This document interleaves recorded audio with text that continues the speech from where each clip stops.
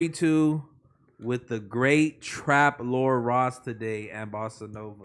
Let's go. Two Man, guests, two and one. Guests. Two I for think one. this might be the official we've had our fair share of guests, but I don't think we've had like a red carpety kind of. I mean, DJ Quick was a legend, of course, but yeah. But that was like this where we set it up and planned it. You know what I mean? You saying I'm a red carpet guest? Absolutely. I think so, yeah. What? I would say so. Bro, Me? yeah. Little me. Me? Yeah, well, honestly, in no jumper fashion, the orange carpet.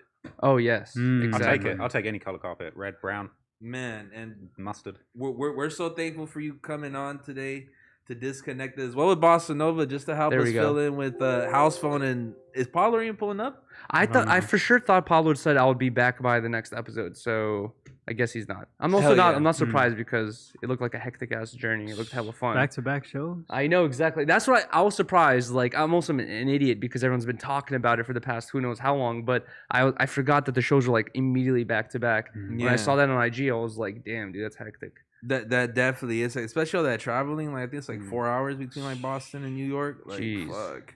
But that shit look lit, man. I ain't gonna lie. That shit's inspiring. I one thing I don't like though, like, you know, as a viewer of No Jumpers, they don't have any I gotta go on fucking Cryptic on Instagram to watch like footage of the live show. You know? Honestly, I was gonna bring this up because Riley and I were talking about it. Where just like during, you know, for Tuesday we had guest replacements for the No Jumper show because they did the show out there. But imagine that was the show and we streamed it live from there. You know what I mean? Yeah. Like people would still want to be a part of the live audience thing. That wouldn't like ruin... It'll be like WWE where it's just like exactly a live audience. It's like it will still be streamed live. It will be live like normal, except it'll be on a stage. But you know, I don't think it would like make people who you know want to be there live want to be there less. They're still gonna want to be there. Yeah, it's fucking. You actually get to meet everyone. And I also wonder like how distracting it'll be on like a consistent level because when we were doing the one in LA, I mean, of course we weren't on there for like the whole 3 hours, but you know. You hear, you know, a little bickering and conversation going on in the audience throughout the whole show. It's kind of like when you watch a podcast with a friend, right? Like, I can't do that. Yeah. I hate that shit, bro. It's always somebody who thinks that they're part of the conversation. Like, nah, reserve it for these motherfuckers, bro. And then you got to pause it. You try to be generous to yourself. And then, like, I don't know. I'm not sure if you saw, but there's also just like live memes being like screamed out loud. You know what I mean? Like just like stuff that people you'll normally see in a comment section or something like that. God. But during the live show, people would just be like, yo, this thing, you know what I mean? Like all of a sudden it just like, That's you know, everyone hears gets it annoying live. It's fucking I wonder, I want to know how many times fucking Pot Lord got harassed. For the slot lord thing. Yeah. Like did someone pull up like, here's $100, bro. What you gonna do with it? Bro, if I was in the crowd and there was like a quiet moment, I would have been like, yo, Adam, like Apollo, when are you playing my song or whatever it is? Like, yo, I paid you that 300. Yo, bring me up to speed with the slot lord beef because I just want to get to make sure I fully understand what happened with this. Do you want to fill Can we talk about this? Long story short, because I feel like it's already a dead thing, and I feel like he wants to stop talking about it. But basically, Paul Lord is the DJ for the live show, and like a day or two before they went out to do the live show, he did a stream titled "How to Get Your Songs Played on the No Jumper Live Show," and that was the title of the stream. And I'm gonna go grab my friend from this. Okay, he said that it was just kind of just like a clickbaity type title. He's not seriously gonna take any donation money to play anyone's song because what are the chances the song's going to be good? You know what I mean? Like he needs to actually make it fun and entertaining or whatever. But people are calling him Slot Lord because they're saying he's selling slots. But his name's Pot Lord. Okay. See, I thought I understood that. I thought maybe it was like they were calling him Slot Lord as well because it's like a gamble, you know. It's like you're playing a slot machine. Is your song going to get played? I assume he didn't play anybody's song and he's just finessing for money, right? Yeah, no, I don't think he finessed anyone for money. I think he was just fucking around. I hope he got the bag, man. It's a good finesse. Oh my god, that's what other people are saying. That's what so we called him the night that it happened because we were streaming with Housephone, like listening to fans' music, and we called him on stream. Basically, he was saying that like he was trying to figure out some New York artists and Boston artists to put on and stuff like that, which I feel like it was genuine. And he said he put that title there as clickbait. Well, listen, if anybody's watching this and you want to get your stuff played on No Jumper, cash out Trap Law Ross, bro. I got Slot Law Ross. You know what I'm saying? I'll give anyone the slots. 100 a play. You're definitely going to get played. No, you'd be surprised. I've it's not a lot of them, but I've definitely got DMs saying like, dude, how much do I have to pay you to text this to Adam or to send this to Adam? And I'm like, dude, if I start texting Adam random SoundCloud links, he will delete my number and fucking tell me to fuck off very quickly. You've never been tempted to do that though? Never in my life. Just because it's like for me, I don't know. Like I grew up in a skate group of homies where it was like always like respect, like certain boundaries of like being the actual dude or whatever it was, and like I don't know. There's like just certain examples I've learned my whole life or whatever, and that's just one easy one, which is like, oh, my friend just happens to be this popular hip hop guy, and people are going to be asking me to send links to him. Is just like that's gonna get no bottom dollar. Hell no, dude. Because I'm sure, like, if I text Adam and I say, "Hey, someone just sent me $10,000. Here's $3,000. Please listen to the song." Adam will probably gladly listen to it. Yeah. Bro, I'll do that for way less. Oh my god. Do you get like your high school friend like, yo, by the way, I would be a great topic for your next video, Ross? You know what? I don't get it from friends because I feel like I grew up in like a very like boring, like lame English small town. So like no one's even plugged into music that way. But bro, my DMs, the amount of garbage people send to my DMs, and they're like, bro, oh my god. Bro, you need to do a story on me. I'm like, I do not need to do a story on you, bro. No, the last thing I need to. People send me shit, bro. The stuff people send me, like, what's one of the worst ones? Or just like, bro, are you kidding me? I know you get the paragraphs of like, bro, I'll bake you a cake right now if you upload a video, Or, no, I get the wannabe gangsters, man. I get people hitting me up just like, yo, this is my cousin. He caught 2 bodies. No one knows about it, but his music's fire. Listen to this song. He breaks it all down, and I'm like, bro, I'm not trying to become an accessory in any of this at all. I'm trying to do a video on the most famous person in the news. He just wants to confess and get something off his chest at that point. Jesus Christ. They be treating me like the chaplain at the church. When you go confession. Yeah, like, exactly, me right? The bodies. They're just telling you everything, and like, here's how you'll fill it in.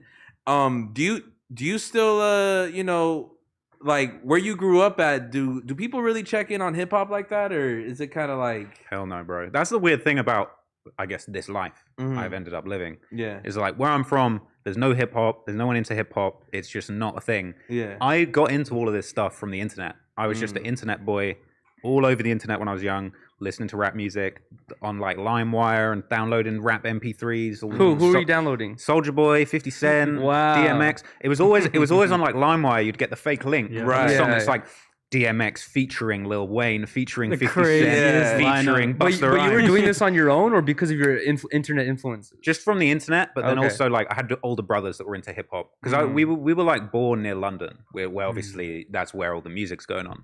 But like we moved to this small town. My brothers were into rap. I got the internet, and I just became obsessed with this. But it's like I felt like an outcast my whole life. No one was into rap. Like in school, I would try to start. I was in like the 3rd grade. I tried to start a little rap crew. No way. It wasn't really happening. Is there a Trap Lord Ross music video out there that we just don't know about, or that we do? I took them all down. But they're gone. But you know what? I am a big fan of your ad songs, though. Thank you, bro. The bars you'll drop on some of these VPN advertisements are crazy. Listen, what I was hoping is that at some point I would be able to spark some kind of corporate beef between like one of the VPN companies and another one, and then we could be like, I'm smoking Atlas VPN. Oh, Surfshark, you know what I'm saying? Then maybe Surfshark gonna slide on NordVPN. You know what I'm saying? That's what I was hoping. And then you make a diss track for both of them. Facts, bro. Facts. Oh my god. Wait, so where are you from? London? Nah, well, I was like born near London, but I'm from a place called Bognor Regis. Okay. You will not have heard of. There's no like soccer Bognor team Regis. associated with it. We got a team called the Bognor Rocks, but it's not a big team. It's pretty hard. It sounds like Manchester. It sounds like a South Park like town. Bognor Regis with the Bognor Rocks. Right, it is a bit like a South Park town, bro. It's definitely. What's the population like? I don't know. Just too farmers. High. Just get rid of them all. No, I don't even know, bro. It's a small town. It's not just farmers. Like we got a little town. Like we got little village vibes. But it's like by the seaside, so it's kind of like. Trying to think of like what an American equivalent would be. Well, what's like the most common job out there? Like if you were criminal industry, a criminal.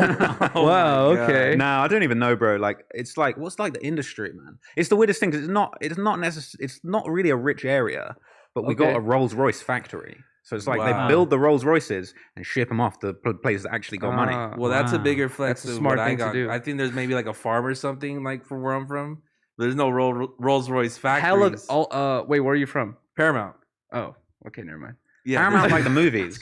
sort of. It's a city in the Los Angeles County, but Paramount is in Los Angeles, so it's already Yeah. considered one of the rich. It's a part of Los Angeles. Everyone's gonna think Los Angeles, you're rich or Nah. rich area. I don't think anyone. A lot of people think that. That's. I mean, like, I really want to hear your take on it. Like, how do you see LA as a foreigner, kind of coming into town, and like, we had a conversation off camera of how it's a little overwhelming and it's very different. Like, do you think that like we have it sweet here in LA compared to the UK? It depends who you're talking about, bro. Because some of these guys I see in tents, they ain't got it sweet, bro. You got so many homeless people, bro. It's crazy. We have a very distinctive and like unique homeless situation here in Los Angeles, because it's like I don't think anybody has it to like what's like the way we're gonna kick homeless ass.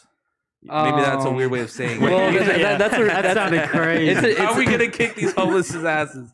Homelessness. We're gonna kick homelessness. We- ass, right? Yes, Not just gonna beat exactly. up the homeless people. We need I'm not vel- gonna- we need Not Vel's just help. that, yeah. Bro, I don't know what the solution is, bro. Well, it's a very deep topic. I've talked about this before, like on my other podcast with my girlfriend Riley, where it's just like, dude, at this point, I looked it up. There's like 200 companies in LA that I forgot how much money they burn through every year, but basically there's like 200 companies that have hundreds of employees, a CEO, manager, all these people that have jobs that sustain their living off working for this company that helps homeless people. These companies are not trying to help homeless people. They're trying to continue working and continue thriving and even growing the business. So if anything, they want more homeless people because it's like there's too many companies they've turned into a business. You know what I mean? It's kind of like whenever I, if I throw like a paper bag on the floor, it's kind of like you're still just creating jobs rather than littering. You know what I mean? That's what I always tell people. Yeah, That's a real American I way never of thought thinking about it. it. Yeah, Really? I never thought about it. Like If I was someone got to pick that up. exactly. Let's get some jobs going. I remember on. like if I'll be at the movie theater, my homies would be like, "Bro, pick up your trash." I'll be like, "Dude, someone gets paid That's what they're to there pick for. that up. If I stop leaving trash, guess what? Someone loses a job. Oh my god, it's over. Yeah, someone's not gonna be able to go into work. They're like, well, everything's clean. Why is this too clean? Yeah, if we all You're stop leaving fired. trash, guess what? Those We don't need dudes jobs. have no more job. That's true. So It's we're the same- supporting them. It's the same with the wildfires. I've just been setting little fires all around LA since I've been here. Yeah. 'Cause God, these, right? these firemen, man, they need something to do. They They do gotta be something. funded. Oh They'll god, be in a right? tent otherwise. That's a good point. Like the rest of us. Nah, but it's crazy because it's funny you mentioned the different companies that are part of like just figuring out homelessness in LA. They had to return like hundreds of millions of dollars. It just came on the news this week because they didn't know how to use it to fund the homeless. shit. Dude, Los Angeles That's was crazy. I forgot. I think it was LA was sued, or LA sued. There was like a lawsuit that happened between the city of Los Angeles and someone where they were basically saying like, "Hey, you guys are not doing." I think it was towards the federal government where they're like, "You guys are doing nothing for the homeless people or whatever it is. Give us some money." And they were given like I forgot how much money it was. It was a ridiculous amount of money. And I actually did the calculation of how many homeless people are in LA divided by this money, and it was like 70,000 per head, basically, or over that. And still, they're like, "Hey, we don't know how to fix the homeless problem." So it's not the I feel them though. the 'cause I don't issue know is, how like- to fix that shit. the issue is the management. It's like I don't know. It's just like it's deep. There's hella fucking different factors that At go the end of the into day, it. It's bro, multi-dimensional. for People sure. are shitty people. That's why it's like I feel like people forget this, but everyone acts like they like to be the most perfect person, but that's why we like look up to a fucking person with morals. That's why we look up to a person with like work ethic, because it's hard to be that person. That's to, why to- you look up to the president or whatever it is. It's like, yeah, we're supposed to, because it's supposed to be like a moral, good person who works hard and like, wants the better for people. But Yeah. a lot of people, I feel like 90% of people are really shitheads. And if you give them like, hey man, could you control this $50 million and, distribute it amongst the people? You're going to be like, can I take $1 million at least or something like that? Something's going to happen. That's fucking crazy. They should give that whole like 70 mil or whatever it is to one homeless dude Yeah, and film it. have him. That's a And dope film Mr. it. Beast video. You know what I'm saying? Yeah, That why is is a Mr. Beast always like funding like some random fan from like his Discord? Why can't it be like a whole community? Well, they're gonna do something like similar to that in Colorado soon, where they just passed a law saying 140 homeless people. I'm not sure how they're gonna choose the homeless people, but 140 homeless That's people some are Squid Game shit. are, right gonna, there. are they're gonna Really? Fuck? no, these dudes are gonna receive $12,000 just cold hard cash. I'm based doing off, it wrong, man. We're going to Denver. Fuck this shit. based off like a basic income law that they came up with, where they're like, this is according to the basic income, this is how much they should have, and they're like giving 140 homeless people $12,000. That's like similar to like what you went through, right? with what? Like the whole Russia thing. What do you mean? Wait, what? He was pretty much in Russia, and they did something similar where they found like 140 families. And they're like, everyone gets to enroll into some kind of like lottery. Okay, no. So I was born in Russia, but in Russia at the time they had this like visa lottery where you could like enter it, and you can enter your family's name, and if you are lucky enough to win the lottery, it's up to you to get the money for the tickets and everything. But you can actually obtain a visa to leave the country or whatever it is. To leave the country. Yeah. That's like a reverse lottery visa. Yeah. They need to bring that back now. Yeah. Well, I think they might still have it. Who knows? Oh God, People are For leaving people like there. crazy, bro. Yeah. Bro, they're out. They're out of Do there. you frequent Russia? Hell no. No? Oh, We can't catch you there. Bro, you ain't catching me anywhere near Russia. No, have you sorry. ever been there? Nah. Never. No offense. I'm just, especially right now, It's a beautiful place. ain't the place to be. I'm sure it's very beautiful. Well, Yuri let you tell. You haven't been there since you were fucking 4. I dog. can't- Bro, you go- should Yeah, go back those- now. I from can't there. go back. Pull I up. can't. It's beautiful. It is beautiful. It's an amazing place. What are your thoughts on Putin? Well, he's a terrible president. Honestly, I'm glad you asked that because I was just watching Phil DeFranco earlier. I'm not sure if you watch him as Yeah. well, but he was doing this thing where he was like, oh, these Russian people were all for this war with Ukraine, but then all of a sudden, Putin, I'm not sure if you guys know, he just enacted martial law, which basically means like everyone has to go to war type shit or whatever it is. And ever since he enacted that law, a lot of Russians are protesting in the streets saying we don't want to go to war, right?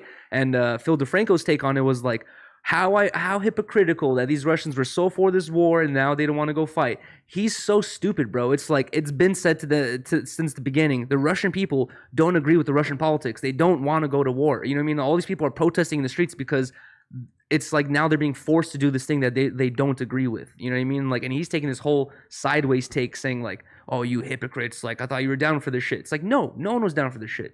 Putin and his regime, they're down for it. You know what I mean? Like, that's it. I feel like maybe there's some truth to what he's saying. But No, maybe I not. disagree. Maybe not like a complete blanket statement of the whole country. But it seemed at least like was a lot of people in Russia that were at least of the opinion of like we should take back some of our Soviet territory. Like I don't want to be the one doing it. I'm just saying that's what I thought. Do you watch any Russian YouTubers?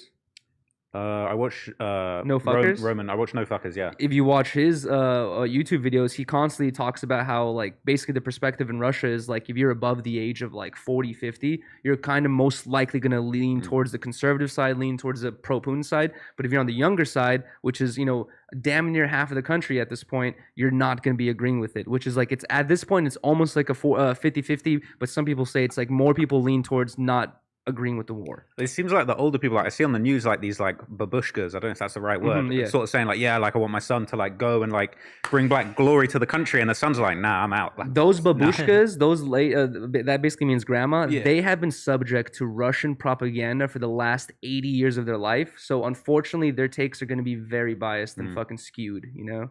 But I feel like that almost like encapsulates kind of the, I guess to a certain degree, what the problem is that DeFranco's trying to get at, but maybe not with everyone, of like there's a large contingent of the population that at least like believe that like that's what should happen, but they don't Yeah. really want to be involved in it. It's That's sort of like true, that's true. it's almost like armchair like strategists of like, yeah, like let's go do it. Like I'm too old. But if I'm too old to go do But it. if I would go attack like Phil DeFranco was, I'd be attacking the you know, Putin and his regime. I wouldn't be attacking the people. I wouldn't be like, because they're kind of stuck in between in this like little moment. But For honestly, half of them really are. You don't think that at a certain point you just gotta like accept the like Putin?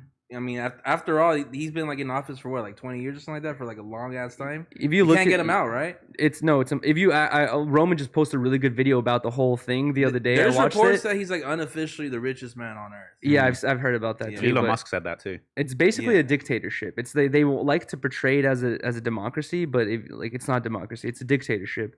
And Putin has like bent the rules so many times for himself, and you know, just so to keep himself in power and have Right. all the power, whatever it is. You ever see that documentary about his $1 billion mansion? The Yeah. Navalny thing. That The sounds super fire. popular one. Yeah. Bro, that's looking fire. I might have to take over a country. I mean, he's It's definitely fire. the most like badass president. I think like This is- the world roster. I was talking about this with Riley, where I was like, dude, like at one point a long time ago, right? There was just free land, and whoever just happened to be there could just fucking put a pole in It's all it and word of say mouth, say this is Yuri's, guys. You know what I mean, or whatever it is, and like Putin just happens to like inherit this giant, literally the biggest fucking country on earth. Like he just happens to inherit this giant country, and like they just do whatever the fuck they want. It's fucking insane. You know sounds what I mean? like Like, the dream, but it's the not Russian based dream. off like any actual democracy. It's based off like just some random like putting a stake in the ground, like this is ours type shit, you know? And then also spreading.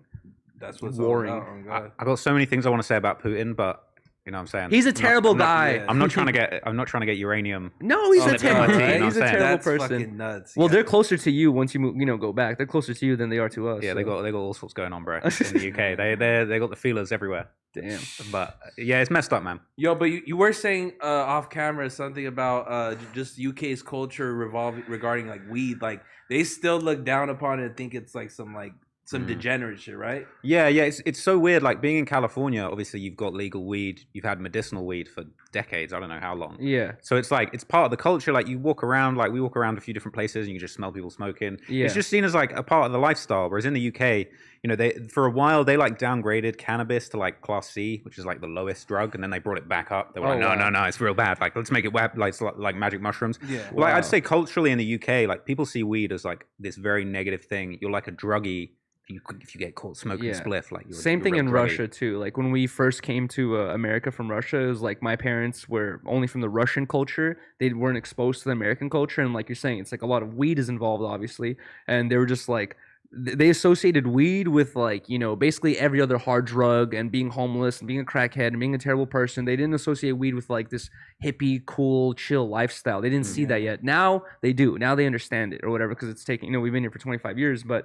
It's like they have the same perspective in Russia of like they see weed and they say narcotics, like narkotiki. Even in America though, it's like within the last 50 years, it's been just been now heavily, getting accepted and just looked down upon. I think like the last 5 years has changed for sure. Because we were just talking about it, like police out here, they won't even bat an eye if you're just smoking a blunt. Yeah, but I was just watching Harold and Kumar Escape from Guantanamo Bay with Riley the other day. Classic. And that's like what it came out in like early 2000s, and even in that movie, Bush was president, and they have like a scene in the movie where Bush is like smoking weed, and he's basically saying like everyone smokes weed. So it's always been a part of the culture where people knew it's a stupid rule that this thing is illegal. You know what I mean? Like it's always been kind of okay, but not okay. It's like type thing. Now it's for sure okay. It's like peeing in public.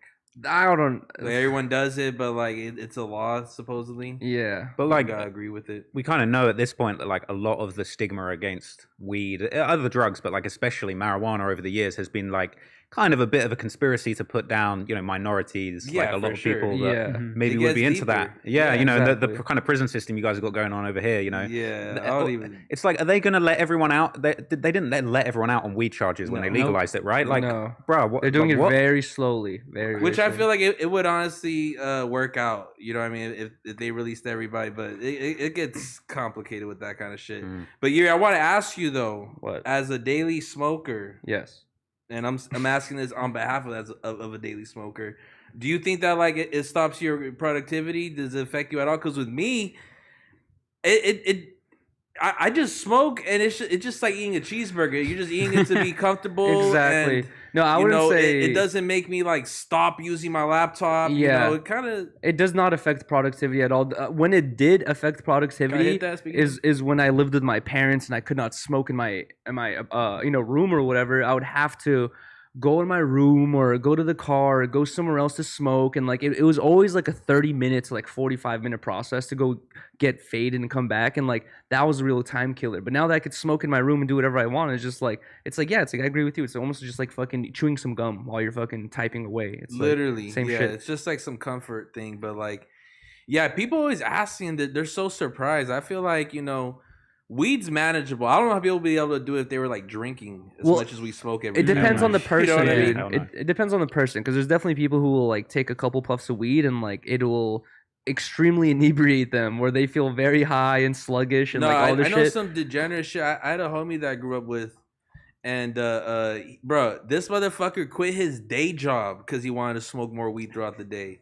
Bro, that's pretty low. Now you're going into like addiction, and that's real cold. Because I ain't gonna lie, you know what I mean? I'm addicted to weed, sure. Not like scratching my neck and like in an alleyway in like a fucking like a shitty blanket, but but it doesn't get in the way. But I think that like it's no secret though. It's definitely a gateway drug. No, I did. We had this discussion the other day. That's where I disagree. We have it on camera right now? No, we had it off camera. I was just like, Blaz is trying to tell me weed's a gateway drug, and I'm like, no, dude. I've met so many people in my life that have skipped straight to like either. No, you don't. Yeah, I do. Either pills, coke, or whatever it is, and they'll tell me like, oh, I've tried weed, don't like it. I like doing this instead. This upper. I've met so many people who are like on this upper thing where they're like, weed is, they're like, they never even went through that phase of being a stoner. They just found uppers. They're like, this is amazing. I tried weed, don't like it. I'm gonna stay with this. It's like, it's not always that case. I get that, and sure, it doesn't go from like you smoke weed, now you're fucking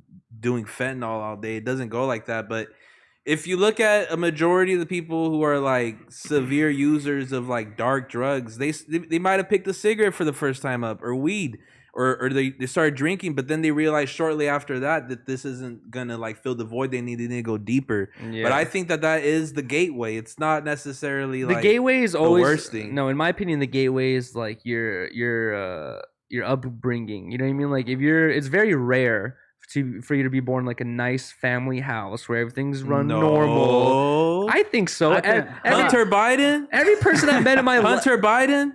I know what you're getting. He probably had a fucked up child. I'm saying that like, I'm saying family stress and family drama at the White House leads you to do that shit. It's all reference point, like what you were exposed to. Exactly. And also, it's rare for me to meet someone who's like had no stupid weird shit in their family. Most of the people that I know that are like really fucked off on drugs do come from like healthy households where they were able to afford all these fucked up drugs. They didn't have much to lose. But I know people in the hood that like are down bad. Though, because it's like if you're so rich, you get so bored to where you get curious, you want to try some some drugs out and shit. Well, the main thing is like there's nothing to stop you. You know what I mean? Like when I was like, it's like for a lot of people, it's like you're monetarily kind of prevented from doing stuff consistently. If you might be able to smoke weed once or do this thing once or whatever it is. But I remember when I first started sipping lean in like 2012 or 2011, I quickly realized I was like, dude, like I had friends who were super wealthy and they were just drinking all day, every day. And I would drink a little bit and be like, oh man, this is kind of crazy. But then I would think like, dude, if I was on their level where money was no problem, like what's there to stop you from drinking too much? You know what I mean? Like nothing. You'd have to be a strong 17, 18-year-old kid to be like, I'm not drinking past this cup or whatever it is. It's like, and when it's like, it's around you so much, like exactly. Yeah, I had a buddy like 5 years ago who like, he was like the richest, bro. His family like fucking does all like the cement work for like the majority of like the Dallas like county kind of thing. Oh wow! And he like his dad's like full blown multimillionaire, and this kid was addicted to Xans like no other, bro. But he was driving around in foreign whips, and his dad was trying to take him to these big spots and shit like that. Yeah. But man, I lost my train of thought. What's up, bro? How you doing? We're gonna invite you in probably like in an hour from now into the show. But hell yeah, great to meet you, bro. But yeah, you can post up right here. Wait, I was gonna I asked you earlier. I thought this was your first time in LA. How many times have you been in LA? I've been to LA. I think this is my 5th time in LA. Fifth time. Trying to work this out yesterday. Okay. I love LA, man. Like I first started coming here in like 2016. I basically like a long time ago, before I was running my YouTube channel, I used to have like a film business. Used to do like corporate films, and I was just trying to move out here because it's like where the film industry was. But I'd never been, and so I was just like, I'm just gonna come out here, see what's going on, meet some people, like try and meet some like film dudes. Where'd you go at first? Man, I think I was staying with my friend because I didn't really have much money at this point. I was staying with my friend in Pasadena, so like not really like in town. But I was just meeting up with hella people. I was just going on like Facebook groups like Filmmakers City or whatever, and just being like, "Yo, who wants to meet up with me and like go for a Starbucks?" And you Americans, bro, so friendly. Like really, hella people down to meet up and like talk to me and give me advice, bro. Like in the UK, I feel like it's just not as friendly. Like people are way more reserved. Whereas in America, everyone's just trying to be friendly. Everyone's just trying to like help you out, like offer you a place to stay. The amount of people that offer you like places to stay, I don't know. I feel like maybe it's being British because I feel like Brits are so welcomed by Americans. Yeah, bro, I was excited to meet you. Bro, I don't know what it is. The accent's just got some power. No, yeah, the accent has power. It's the accent, just man. makes me want to be your friend. And like, you touching on like how different America is. Do you think it's like just by nature that it's gonna be a little bit harder as like a UK creator to kind of like infiltrate and like cover kind of like American culture? This is the funny thing, right? If you're a UK rapper, you got no chance. Yes. No chance. They're not trying to hear you rap in a UK accent. I agree. Yeah, we saw that shit on your if I see a YouTube video where it's like a like a documentary type video or explanation type video or whatever it is, and the person's has a normal accent like we have, whatever. If I hear a British accent, I'm like, ooh, this is gonna be a fire one. Like I get more interested into the video. Yeah, I'm like, there's gonna be some nice metaphors in here, some shit like that. I get that a lot, and people used to always say to me, it's like, yo, this is like watching a BBC documentary on like some real trap shit, and that's why it kind of took off. So I think as like a presenter, as like a personality, I mean, even as an actor, you got hella famous British actors that are known in America even that do American accents. I mean, like, if you remember the show House, like, House is a British dude. He was a famous British actor. He puts on that accent, and like a lot of Americans don't even know he was a famous British actor. I had no idea he grew up in California or something like that. This is the thing, bro. And it's like, you know what I'm saying? I want to hear your best American accent. I just chilling like in fucking America, like, you know what I'm saying, in Cali, like smoking a fucking couple blunts. Dude, not too bad. Not too bad. Say you're from Texas, it's over. That's it.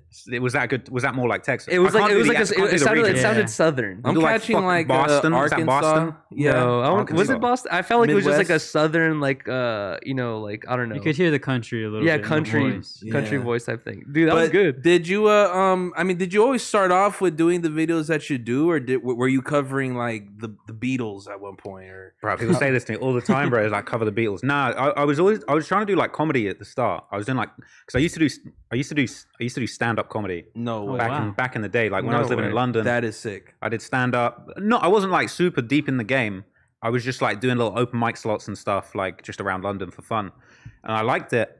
And I got into YouTube. I was doing like sketch comedy. Like, I mean, me and my homie Satonye were just doing like funny little sketches. Like, and what year is this? This is like 2014, 15. So years before 16. we kind of like. Yeah, years and years ago. Yeah.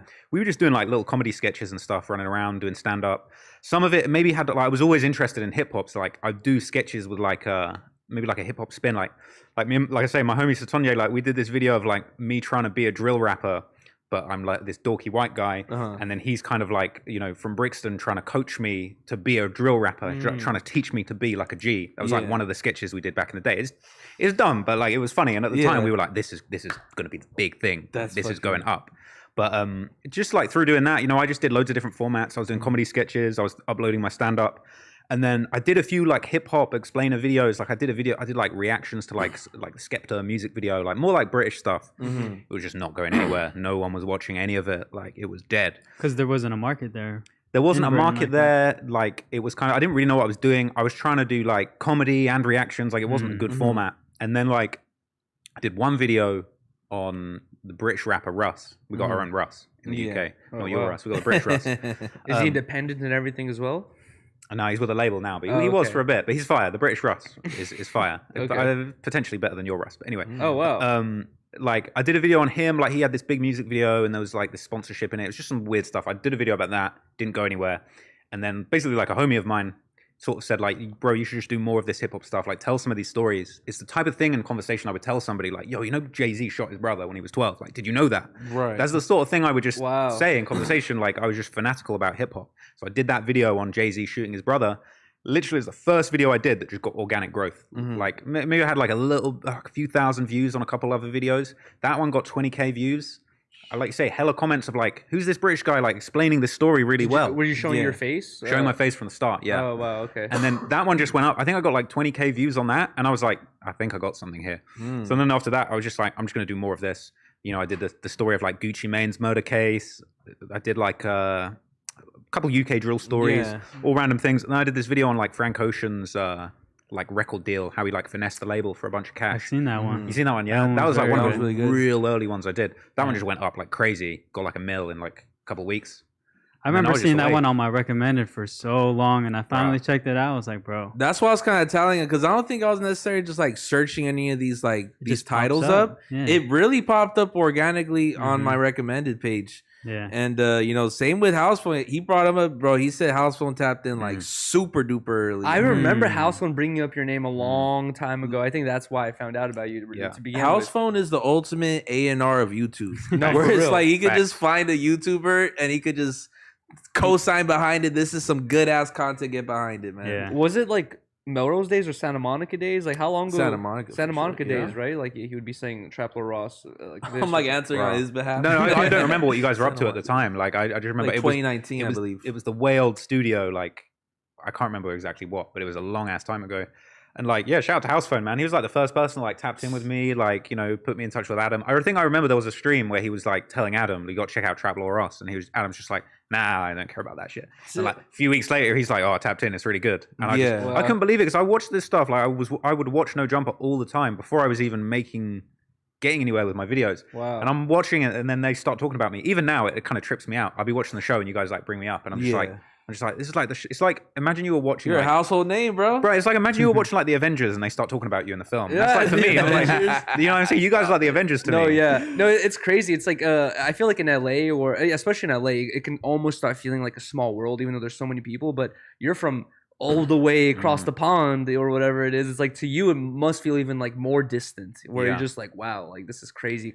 Collaboration or combination right now. The whole thing kind of doesn't feel real. I mean, like we say, like that Frank Ocean video, that was like the first thing that just organically was going to 1 million views. I was looking at the view count. I was just like, this can't be real. I was like, this is a glitch. Like, this ain't right. Like, this is just not even a real thing. You thought YouTube was tripping or something like that? Well, I don't think I was monetized at that point either. And it was like going up. And I was just kind of like, and then it was like my watch time was going up. And then I was starting to get monetized. And I was like, yo, am I actually going to make some peas off this video? Oh like, my God. What? And then it was just like, it's just so surreal. Even now, you know, I'm just like, I don't even know.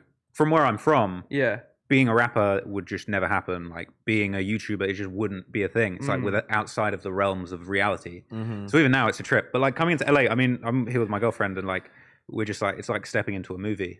Like being on these streets. Wow. You've seen a movie. You know, every street you walk down, you're like, I Reminds swear you I've of seen GTA 5? a GTA. Bro, I've shot so many people on these streets. Bro. No. The amount of ops I've smoked on these Have you been streets. to Vespucci Beach? Vespucci Beach, bro. That's facts. I was gonna ask you, fuck, goddamn, I just had it on the top of my head, but I freaking. Well, I want to what ask it you was. one thing. So, you know, you do cover a lot of American artists, but as well, you do cover the UK scene. So, I understand probably like you are going to have your fair share of American rappers being like, I'm gonna fucking find you, you piece of shit.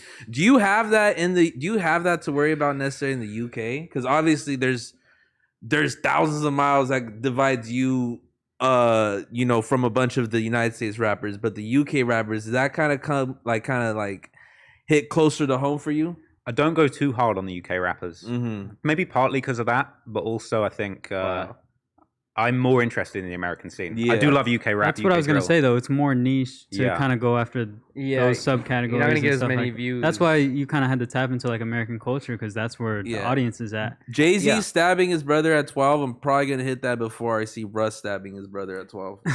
Facts. And, you know, it was almost like, again, it's like I genuinely am not somebody that wants to chase views. But I do want to cover the stories that have the most impact. Like, I want to cover the stories, the rappers, the artists that everybody is interested in right now and wants to know about. It's not like, how can I get the most views? It's like, where is the real conversation? I'm sure Adam is picking people where he's like, who can I interview who is part of the conversation, the culture right now? That's the thing. That's what I'm doing. Yeah, as a person like you who's like super interested in the hip hop scene, like, you know what is like a good topic of conversation, what's a good question to ask, or what question wants to be answered, you know, like by people who are fans. How do you distinguish like a great idea where it's like, yup, you see the light bulb come on top of your head, this is the idea I'm doing, versus the ones where it's like, should I do this? You're asking around. Do you just have those aha moments? You just know those are the ones you should follow? Or are there's videos where you just spend the whole 40-hour work week and realize it's not going to work out?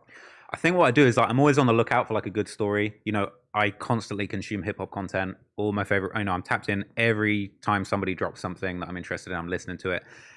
You know, if people are having drama, if people are beefing, I'm watching the IG lives. And I think for me at the moment, you're actually watching the raw content. I'm trying to watch everything, bro, and I'm super interested. And so I think for me, it's like right now I try and pick stories where I think obviously a lot of people are interested, but also I think stories where there's enough content out there for the story to kind of not tell itself, but just like for me to piece together a story in a way where everybody can just see based on all the things that have happened, like I guess the truth of the situation. What I really hate is if it's a story where it's just a bunch of rumors and it's just me saying, oh, this guy said this happened and this guy said that happened. Like I want an IG live where a guy breaks down everything that happened, you know, on this side of the beef. I want a song where I can get a couple of lyrics. It's basically, for me, it's just like, has the story played out, and can I show and tell, like, yo, this is what happened, I'm not bullshitting, like, here's a clip of an IG live where dude said this. So bro, because the amount of research that you like kind of show for and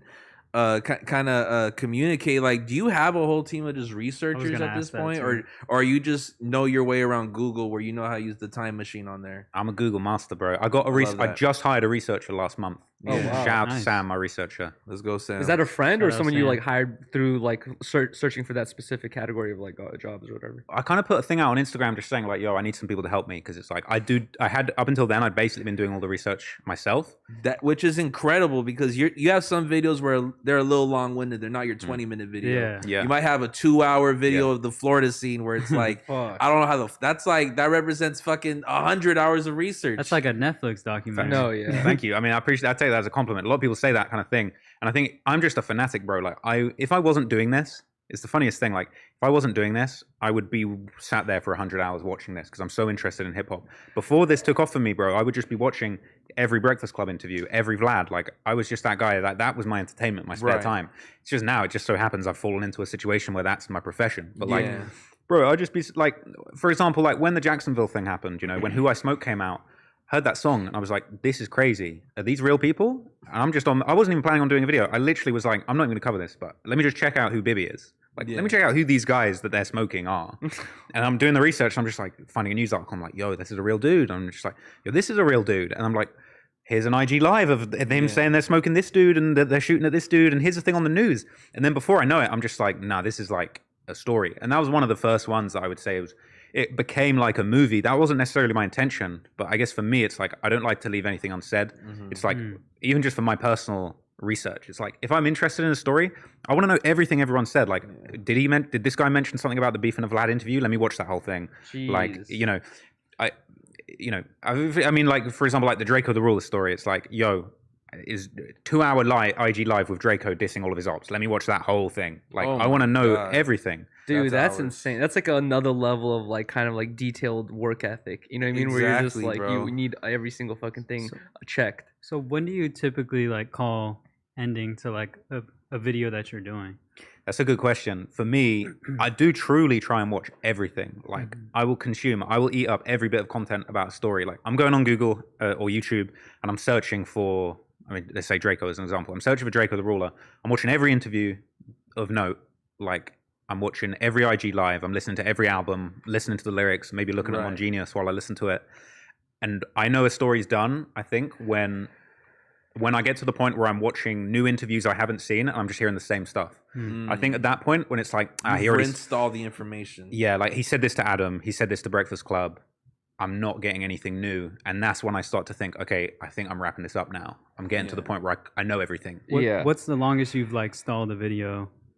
Probably 2 Because hours. you were kind of waiting for more information, but it kept Oh. recycling and I've never really stalled a video. I think sometimes it's almost like, for example, the Pop Smoke life story. I'm not really actively researching that because I know the case is still open. The facts aren't fully out there yet. So it's almost like, for Tay-K, for example, I knew the Tay-K story was it's super interesting, an important story, right? But also it was like, I knew his case was kind of coming to a close. So once he got sentenced to his 55 years, then I was like, okay, this story, like, we know what happened now. All the court info's out there. He got his sentence. And I guess, for example, the Tay-K story, it's sort of like, that is a cautionary tale. Like, I really don't, despite what some people say, I really don't try and glamorize. It's like some of these stories, some of the violence and the crimes. I don't think that is glamorous. And it's like Tay-K, it's like a cautionary tale. It's like, yeah, you can be the biggest gangster and shoot people and go on the run. You're going to get 55 years. And that's not cool. And I think for that Tay-K story, it's like, until it has a conclusion where it kind of means something, Right. you know, it's not worth going into. It's gotta be an end to a movie. Yeah, so I think the Pop Smoke thing, like, I think once that case concludes and we get everything, you know, I probably will cover that because I think that's a really important aspect. But then at the same time, sometimes things aren't resolved. You know, there are cases that never get solved. Again, going back to the Draco thing, I think that video was kind of, it wasn't necessarily the story of solving his murder. Yeah. It was more just a case of like his life. How did he get into a situation where so many people wanted to kill him? And then it's like, well, watch all these interviews, see the stuff he was saying, Right. see the case that he caught, and then all the things around it, and you're kind of like, The okay, that's the interesting story. part too is like, you know, I was aware of what was going on in real time, like for the last 3 years. You know what I mean? But you know, just watching your video, you start pulling out the lyrics and kind of like their references, and I come doing a deeper look like that. I've heard this song a million times. I never I thought didn't of the catch that lyrics like one. that, yeah. So how much of the information you cover would you say is like fully public? Is there like maybe like 10% that you're kind of going into a library and finding, government names and stuff like that? Or Nah, man, are you zero. just all going deep into like a 2012 Facebook post and beyond? Yeah, I'd say literally everything's public. I never get an inside source. People DM me like, "Yo, bro, I'm tapped in with the scene. Let me tell you some stuff." And I'm like, "No, thanks," because I know a lot of people say I'm the snitch, I'm the police. I'm not trying to involve myself in these stories. Yeah. I'm trying to give a public record, like a public documentation of like what's out there, like what the public already knows. Yeah. So what would you say to the people who have judged you in the past of like, oh, he's only, covering the bad stuff? I mean, of course, everyone wants to hear a story. You know what I mean? And stories are made, but like at the end of the day, you are doing kind of like a documentary service where, sure, all this information is public, but it's not necessarily linked and kind of coded kind of the way you do it. Like, what would you tell them? I think for me, it's just a case of like,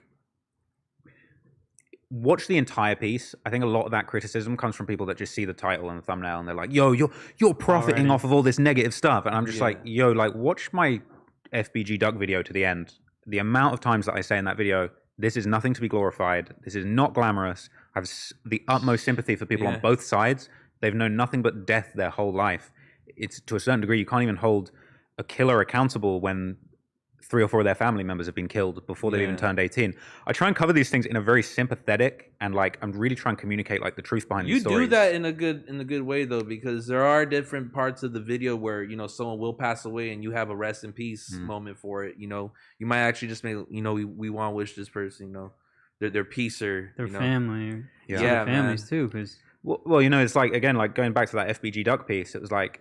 People come at me and it's like, yo, you do these glamorized things. I'm like, there's a 15-minute chapter in that video all about the grief his mother went through and her being on her being on Facebook and Instagram talking publicly about that. All the tales of his mom and the stuff that she's had to go through. That's crazy. You forget about all that shit. And that's not like, yo, you glamorize, bro. That's not glamorous. Like, that's really sad. That's a strong woman that's been through a lot of messed up stuff. And that's an aspect of that story no one ever goes into.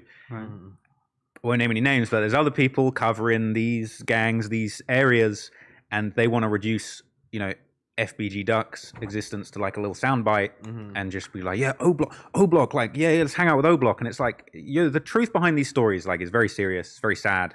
And like, I don't think I'm anywhere near trivializing it personally. Yeah. But, people have the problem with what I do. I'm not snitching. I'm just telling the stories that I think are the most important. And like, let's be real. These are the most important stories. Like, people want to know what happened. Like, I haven't done the video on it yet, but it's like King Von. Like, people want to know what actually happened, why that happened. Yeah. It's not wrong for somebody to sit down and go, well, I'm going to be a journalist and pick this apart. But and explain I respect that you don't do it prematurely, and that we've seen Netflix do it, we've seen Hulu did it, but there's certain programs that they push out whole production like documentaries up to that certain point. I don't know if y'all seen the Astroworld one. Yeah, where it was like it came out hella quick. Bro, it was like 2 weeks to like a month. It was I did do that too, though, low key. Oh, you did? I did do Astro World too, but was it 2 weeks after? I think it was more than 2 weeks, but like it was that thing of like maybe I don't know, maybe it's hypocritical, but I just feel like it's different for me. Like, I'm one dude, like I've just got a researcher, I've got an editor. Like, I'm just doing journalism. I'm a one man looking into the facts of the story, giving my opinion. It's not a 20-man production team, right? But also at the end of the day, and that's the history of journalism. You know what I mean? It's but these aren't trying to break the story first. Who can break it first? But these aren't like random, just like gangbangers that someone's making a story about. It's like these are celebrities. There's context, famous rappers that people want to know about, and it's just like at this point, and people talk about it all the time. It's just like if you're at that position of like fame and and wealth and all that stuff and success, you shouldn't be doing this stuff. You definitely shouldn't be rapping about it. It's like a person like Trap Lord Ross, who lives across the pond, shouldn't even be able to get this information to make a video about realistically if you're really smart. You know what I mean? Like, but the fact that he is, it's like someone's fucking up before he even got to that information. You know what I mean? Like, so have you ever second guessed uploading a video? Like, is there any videos in the vault that you're like, okay, maybe I shouldn't drop this? Yeah, there's a couple, and it's not the street crime ones, it's the music ones. It's the ones, there's a few I've taken down. It's more the ones where I just am giving my opinion about music and people don't rock with it. I mean, I did a video where I trashed Playboi Carti's album. Really? And that probably didn't age too well. Hella hate. And I regret it because it was a rushed video and I was just trying to do something funny and be like, yo, I hate this album, this sucks. Like, let me roast this. Was that whole lot red? Yeah. Did it grow on you? Nah, but Really? Nah. You know, because I was one of the, you know, I was part of your team as well, where I was like, man, fuck this album. All that hype for what? Like, And then I gave it about 9 months to a year, and I'm like, wow, like we like found it? our savior. Like he is the, you know what it was, bro? I was on shrooms last November. I just moved into my apartment. I'm chilling with my team. We're having a good ass time. And I see Rolling Loud is on live on YouTube. And I'm like, oh, let's go watch this. And it's Playboy Cardi performing. his set. Yeah, and I just see, you know, Stop Breathing getting performed live, bro, and it blew my fucking mind. Seeing the guitarist up there while the fucking laser show. If anyone wants to watch it, search up Rolling Loud New York 2021. You were on November. mushrooms though, so it's like But everything's amazing. I had to be on drugs to his appreciate stage it, right? design is pretty good, and It's the way like no other. he has a live band. I gotta And he respect. got I gotta the- respect the live band. Did you guys see what he did at Rolling Loud this weekend? No, Bro, he just has people wrestling on stage. Oh no, that's While he was hard. performing? That's Watch hard. it. I did not see that. Bro, he has That's like two hard. white boys just like they're like in like fucking juggernaut like face paint, just like wrestling and throughout the night he's pushing them and they're pushing him and shit. That's hard. It's pretty sick. He's doing. I think he picked that up from Kanye, where it's And like he set brought out designs He everything. brought out Kanye too. I don't know if the Kanye like pull up is like It's not that cool. monumental when he's not showing like an inch of his fucking skin or face. Like, Yeah, that's bro, true. what he's doing, like, if I'm Playboy Cardi and I invited Kanye, bro, I'm gonna be like, bro, pull up with no mask. oh come on. Did he even do any of his? Are you mask shaming, Gary? But then also Playboy Cardi Nice. doesn't he come out with his face all painted like a clown and shit? It's like you don't really see who. he But is you either. could like tell this is Playboy Cardi. You know, Yeah. you see the facial structure, the body. Like Kanye's just stiff, talking about we off the grid, bro. I do not believe that shit. Wait, so you don't fuck with I don't MF know. Doom? That's what you're saying. I do fuck with MF Doom. So but you, like, so I if get if there. MF Doom was about to pull up to you, That's R.I.P. If he was about to pull up to your birthday party, you would tell him no mask, bro. What is That's going different. on? That's right now? yes. No, that's great. You have a lot of confidence. I will, yeah. I I mean, would I'll be- probably get shot down, but like, if I'm meeting up with, like, if you met up with Kanye and had a meeting with him, you're like, oh, I'm about to, you know, ooh.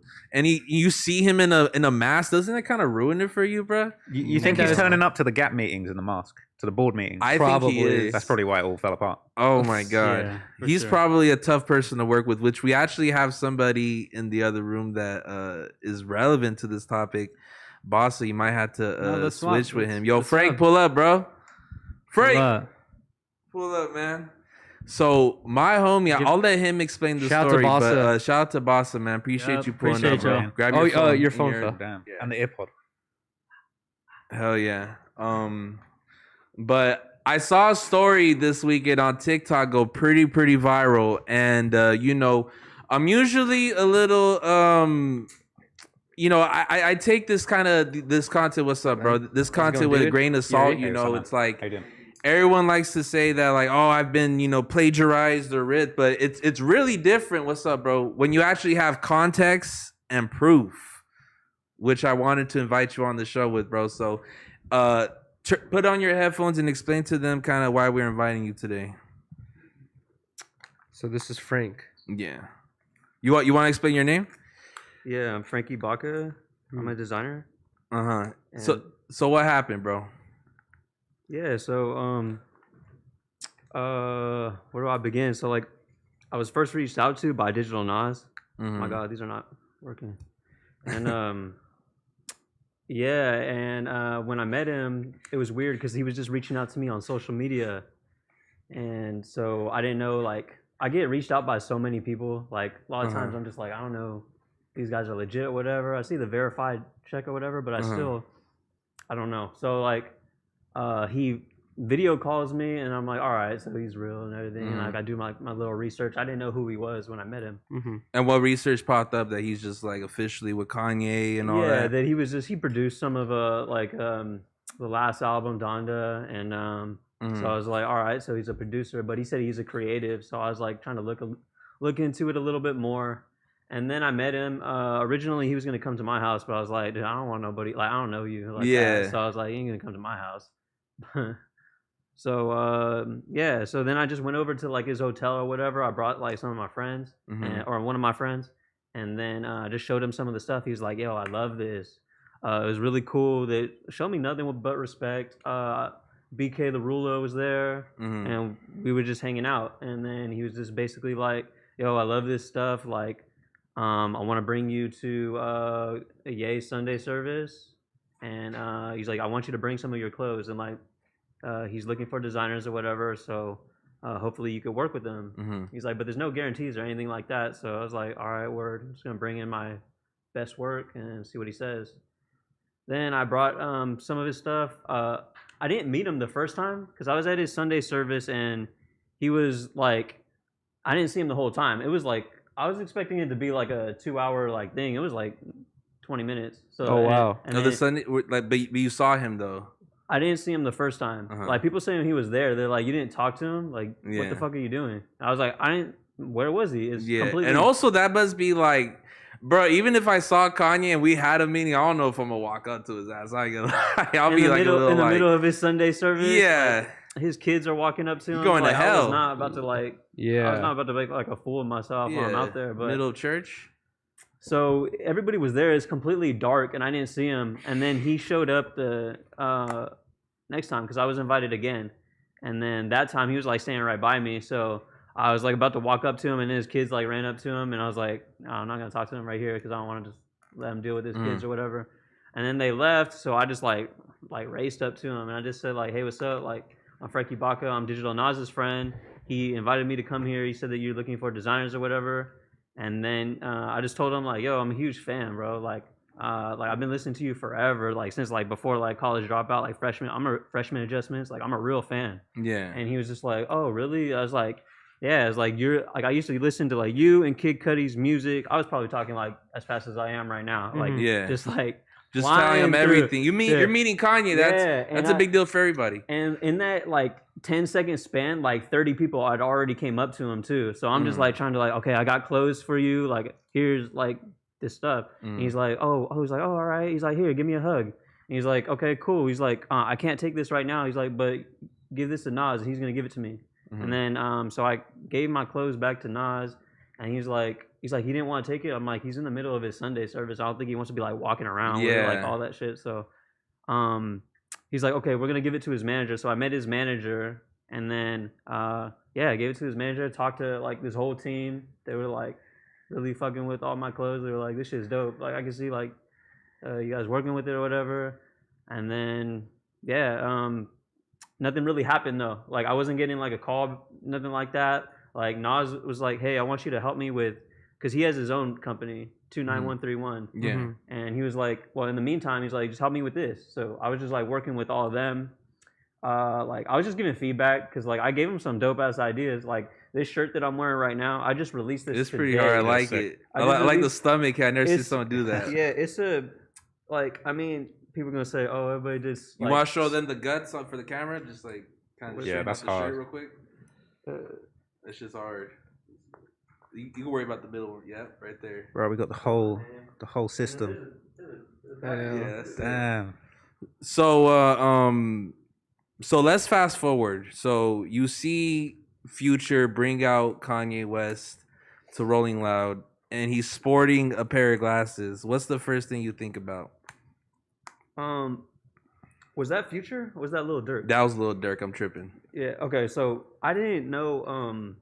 I didn't even see that picture. Like somebody sent that to me because people were just tagging me on Instagram. They were like, "Yo, this is Frankie Baca. This is Frankie Baca, right? You had something to do with this." Because by now they already know I've been working with Digital Nas, working on 29131. And you already kind of just showed those glasses at that point. Yeah, they had been all over my social medias. Like his whole team follows all my social medias.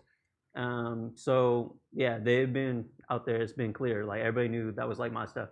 So so people were just tagging me. They were like, "Oh, you did this, right?" Like they thought originally that I gave them that idea. And then I was like, "What is this?" I don't even like looking at it. I'm like, "This looks like mine, but it's not mine." And the jersey was I don't even know how to pronounce it. Amaury. You know that Amaury. It was an Amaury jersey. It was like the same colorway as mine, but it didn't have like I don't know some of the details in it. And then the glasses, obviously, you see they're like mine. The glasses are crazy, and I wish we were able to pull up. I should have sent the producer some of the photos so they could put context in them. But the glasses were very comparable, you know. And it's kind of like how I was bringing up earlier. It's like I'm always on the fine line of like, okay, maybe you're tripping, and like, okay, he for sure ripped you off. Wait, so basically what happened was like you showed him some clothes, and then instead of like working with you to produce those clothes, he just made his own version of the clothes that you had showed him? No, so I showed him clothes, but I didn't show him those glasses. But what I think, like, I have to speculate a little bit because I don't know how you have to fill in the blanks. Yeah. Yeah, because like Just try talking to them, Mike. Closer, basically, the glasses were just on my social media. But what I had given him were shoes and a mask, and I just give him a catalog. Okay. Yeah, and then so I gave him those products, but they had already been like working with me for that time being. So yeah. As far as like the glasses though, like I think a lot of people think kind of like how you said, like, oh, is he bullshitting? Is he not? But like, you have actual screenshots and conversations. That's what separates you, for dude. sure. You know what's interesting is that have you heard of Ass Pizza? Yeah, he just said the same thing. Yeah, I was talking with him a while ago, and he Yeah. told me, he was like, dude, he's like, before Kanye was doing this whole mask thing, he's like, he invited me to hang out with him and talk about working together. And Ass Pizza was already doing his like turning a T-shirt into a masks things, and he brought a bunch of masks over, gave Kanye a bunch of them, and then he said the conversation stopped there. The next thing you know, Kanye is rocking his own T-shirt masks, and he's like, "What the fuck? Like, what's going on here?" Yeah, you know? there's a whole list of designers actually. It doesn't just stop there. Like, Dude.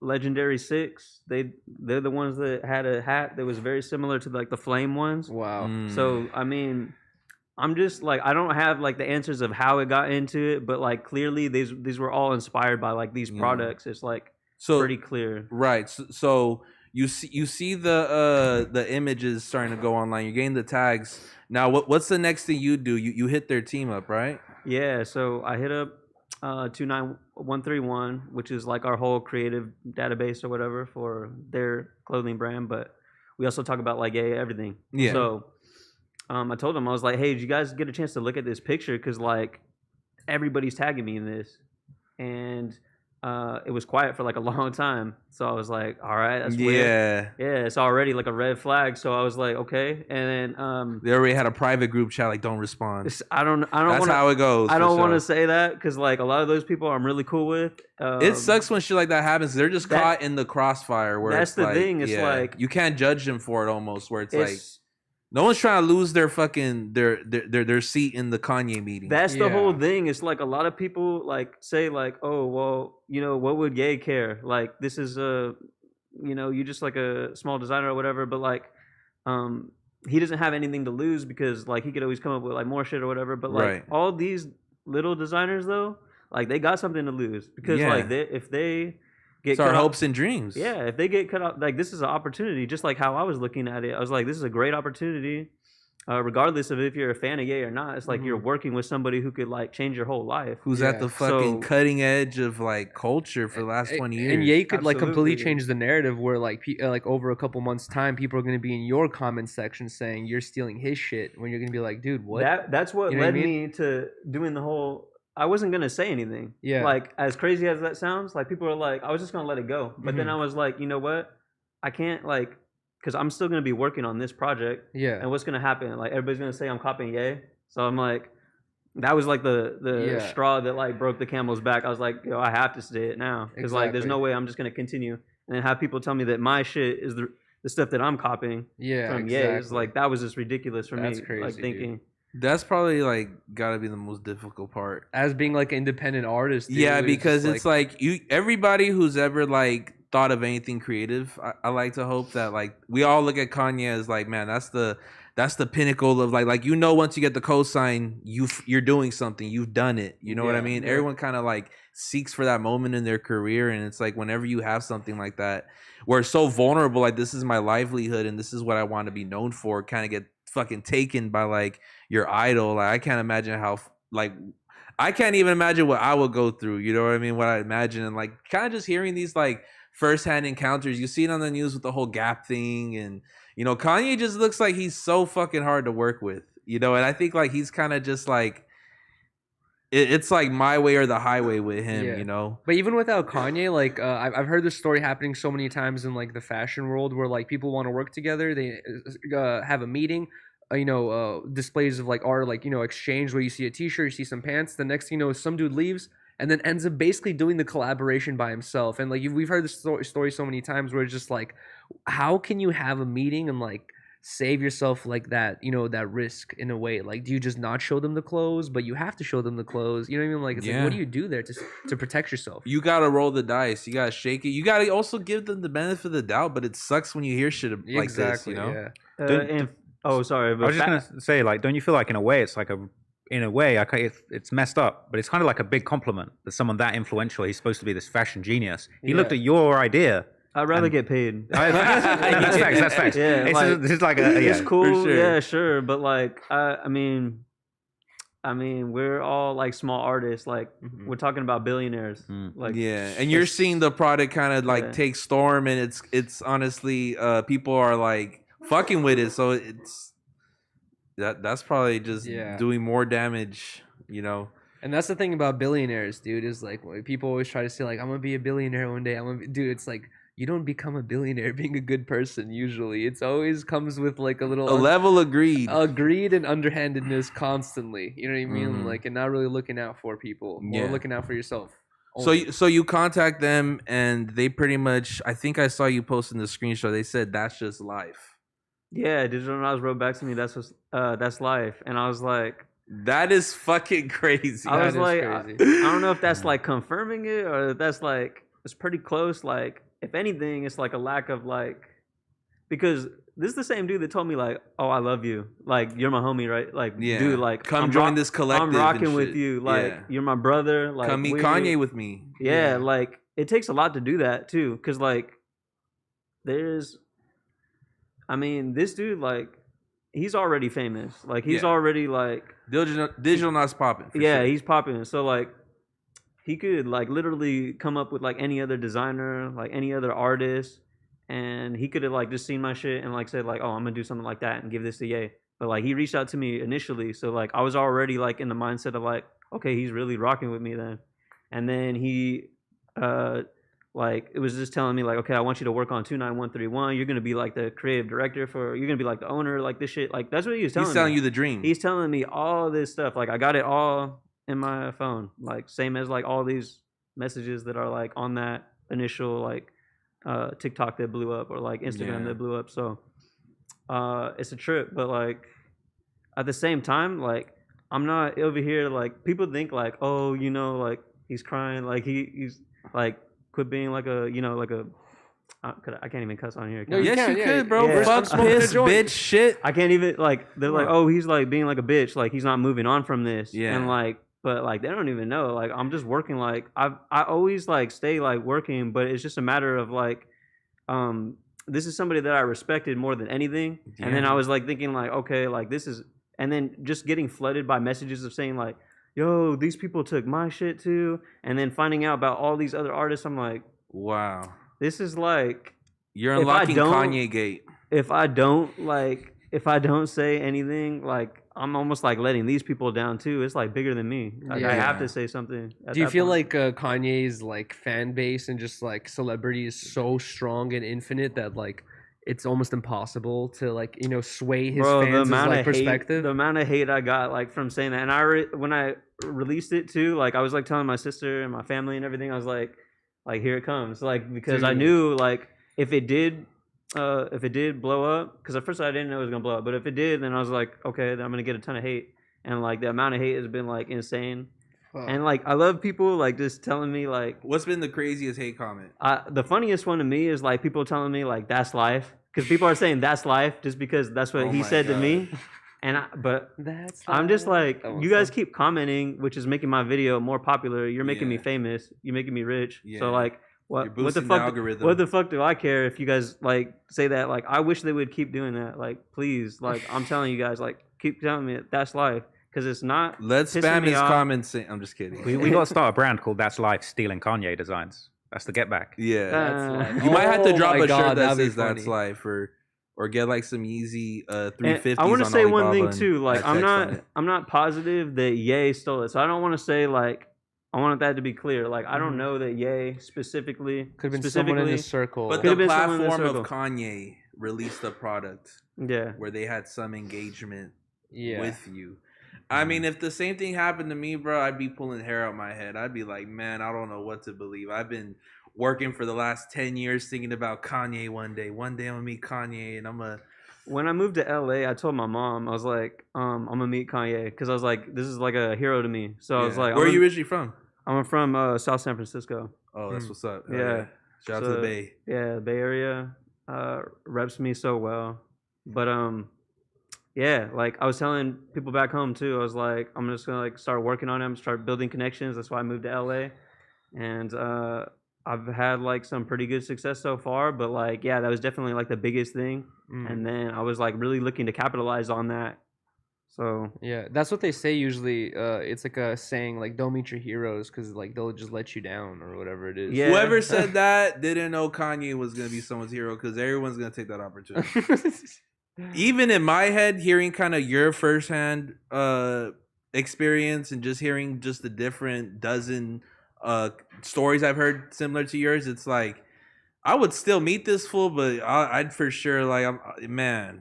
yeah, like I don't think it takes away anything from You think like that me wanting to meet yeah. him, because like he's still like a hero to me, like even now. But like I just like look at it like, because I just know how like fashion works too. Like I know how the industry works. I know Yeah. people steal shit. Like it's not the first time. It sucks. You almost got to And- accept the game. And the for fashion that. laws are crazy too. It's not like It's a big gray area. Yeah, it's a huge gray area. It's not like music where it's like if someone samples your beat, you're given points on that Right. song. It's like you could take it to court. Yeah. There's a lot you could do with other industries, but with fashion, there's a gray area. There's certain things that you could like patent. There's certain things that you can't. So I didn't and know it that. sucks That's that like crazy. money really is the biggest influence in that because then you have Nike who could like officially trademark their Air Force silhouette and do all this other stuff to like stop these designers. But so what's next for you, bro?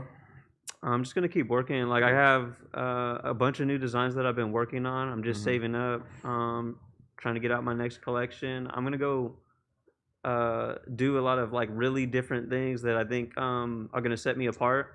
Like when I was making those like the eyewear in the beginning, like a lot of people were telling me like, oh, this is like some weird shit, but like now everybody loves it. So Right. everybody been telling me, oh, that's just hard. You should have released that way earlier. You have that? Oh, I can't believe like this. So Even at that, like you couldn't have told me Kanye was gonna drop that like 2 years ago. It was definitely some kind of like external influence behind that, which you obviously had for this product, man. But bro, I appreciate you pulling up, sharing your I know story, that's man. an interesting tale. Hell yeah. As That's soon as I crazy. saw the video, I'm like, bro, we need to get this story communicated. And also, I'm not surprised.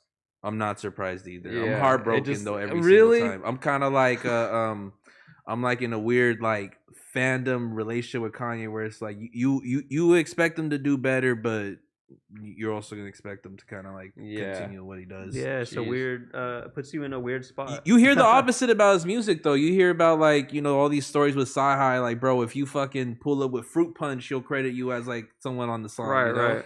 You hear Yeah. all these crazy stories, but let it be some clothes, and he's like, that's life. What do you Fuck, think is the dude. future of kind of Kanye's fashion career now? He's kind of leaving Gap and Adidas, right? I think he's just like, you can't tell somebody, and it kind of goes back to that one clip 2 weeks ago where he's like, you know what, Sway did have the answers, because it's like he's learned that like, damn, now I have the money, now I have the influence and the infrastructure. Is really no stopping me. Me personally wasn't a fan at all of the whole Gap release. Yeah. But I think that like from like a mainstream and kind of like Iron Fist standpoint, I think he's gonna continue to kind of like. Isn't he rule. already building factories of his own and stuff like that? I mean, he's probably been doing that already for like 10 years, but like these factories that, traditional companies like Nike and Adidas use, they've been working with them for 40, 50 years where they understand their language. But I'm New really factory, you're going to have to start from scratch and like kind of figure out what's the best foam. get and all skilled this. people to get like It's experts, man. all that stuff. Nothing's yeah. bigger than Nike and Adidas, That's the hard part. It's like how much money would it really realistically cost to like replicate a Nike fucking shoe factory? If you were like a billionaire like Kanye and you're like, I wanted whatever amount of money it costs, like is $1 billion enough? I think so. But he can't hire kids to work in his factory. That's the like thing. other Yeah, companies, right. That's You the know what I'm thing. saying? So you know, I say it might not add up. The That's numbers true. might not add up. Yeah, Exactly. We need to start fucking focusing on buying and choosing to buy stuff that's made in America. Impossible, bro. I was No, waiting you for see, to say no, some no, stupid shit that's like not that. so stupid. That's Of course, you would expensive. say that. Of course, you would say that. No. But like, it's like in the glass. I won't tell it. In the glass world, But like look. people who buy expensive bongs, it's frowned upon to buy Chinese glass because you're like, dude, this is made by a 16-year-old in a fucking fume-filled room Right. that's gonna die of cancer in 5 years, and you're supporting this bong company that's not non-ethical at all. When there's an American man who has correct ventilation, he's of age, has certificates, making you a nice bong with skill that you know that there's no people. You cannot be a Chinese manufacturer. Someone who's spent tens of thousands of dollars into the foreign market, Bro. You know, it is very, very hard, bro. For instance, It's more expensive. These crates, $3 if I get them done in SoCal, 30 cents if I go to China. Yeah.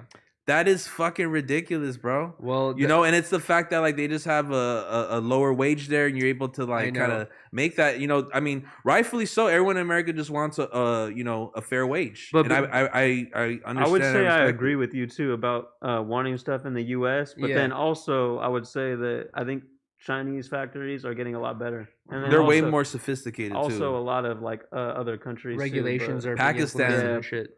Okay. Yeah, But and also- Housephone gets his shoes made in Portugal. But I feel like American business owners or like production people or whatever, like if you make items and stuff to sell, it's like I feel like the first 10 20 years it's you guys are going to have to try to bite the bullet, but then after a couple of years we start having more and more factories built here. It's like it's going to get cheaper and cheaper eventually, isn't it? no, We just That's have no not we how, have we have no factories here. We have no factory workers here. because we can't afford it. Because what happens when you have 500 people in the factory? Now you got, you know what I'm saying? It's way cheaper to get it. It's fucked up. The truth is China has America in a chokehold. Because they don't care. In a way, though, China has America in a chokehold. But if America stops buying all the Chinese shit, it ain't looking too good over there. You know Yeah, what I mean? exactly. It's like this interdependence where it's like you're both kind of relying on each other, and it's kind of messed up because you've got this situation where it's like you want to buy American, you don't want to pay those prices of buying American. Right. Yeah. And at the end of the day, everybody's standard of living in the US and beyond is higher because you can buy cheap Chinese shit. So it's That's like true.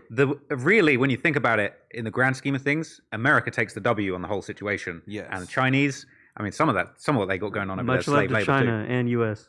I mean, Oh, God. shout out to everyone. It's just like realistically, America.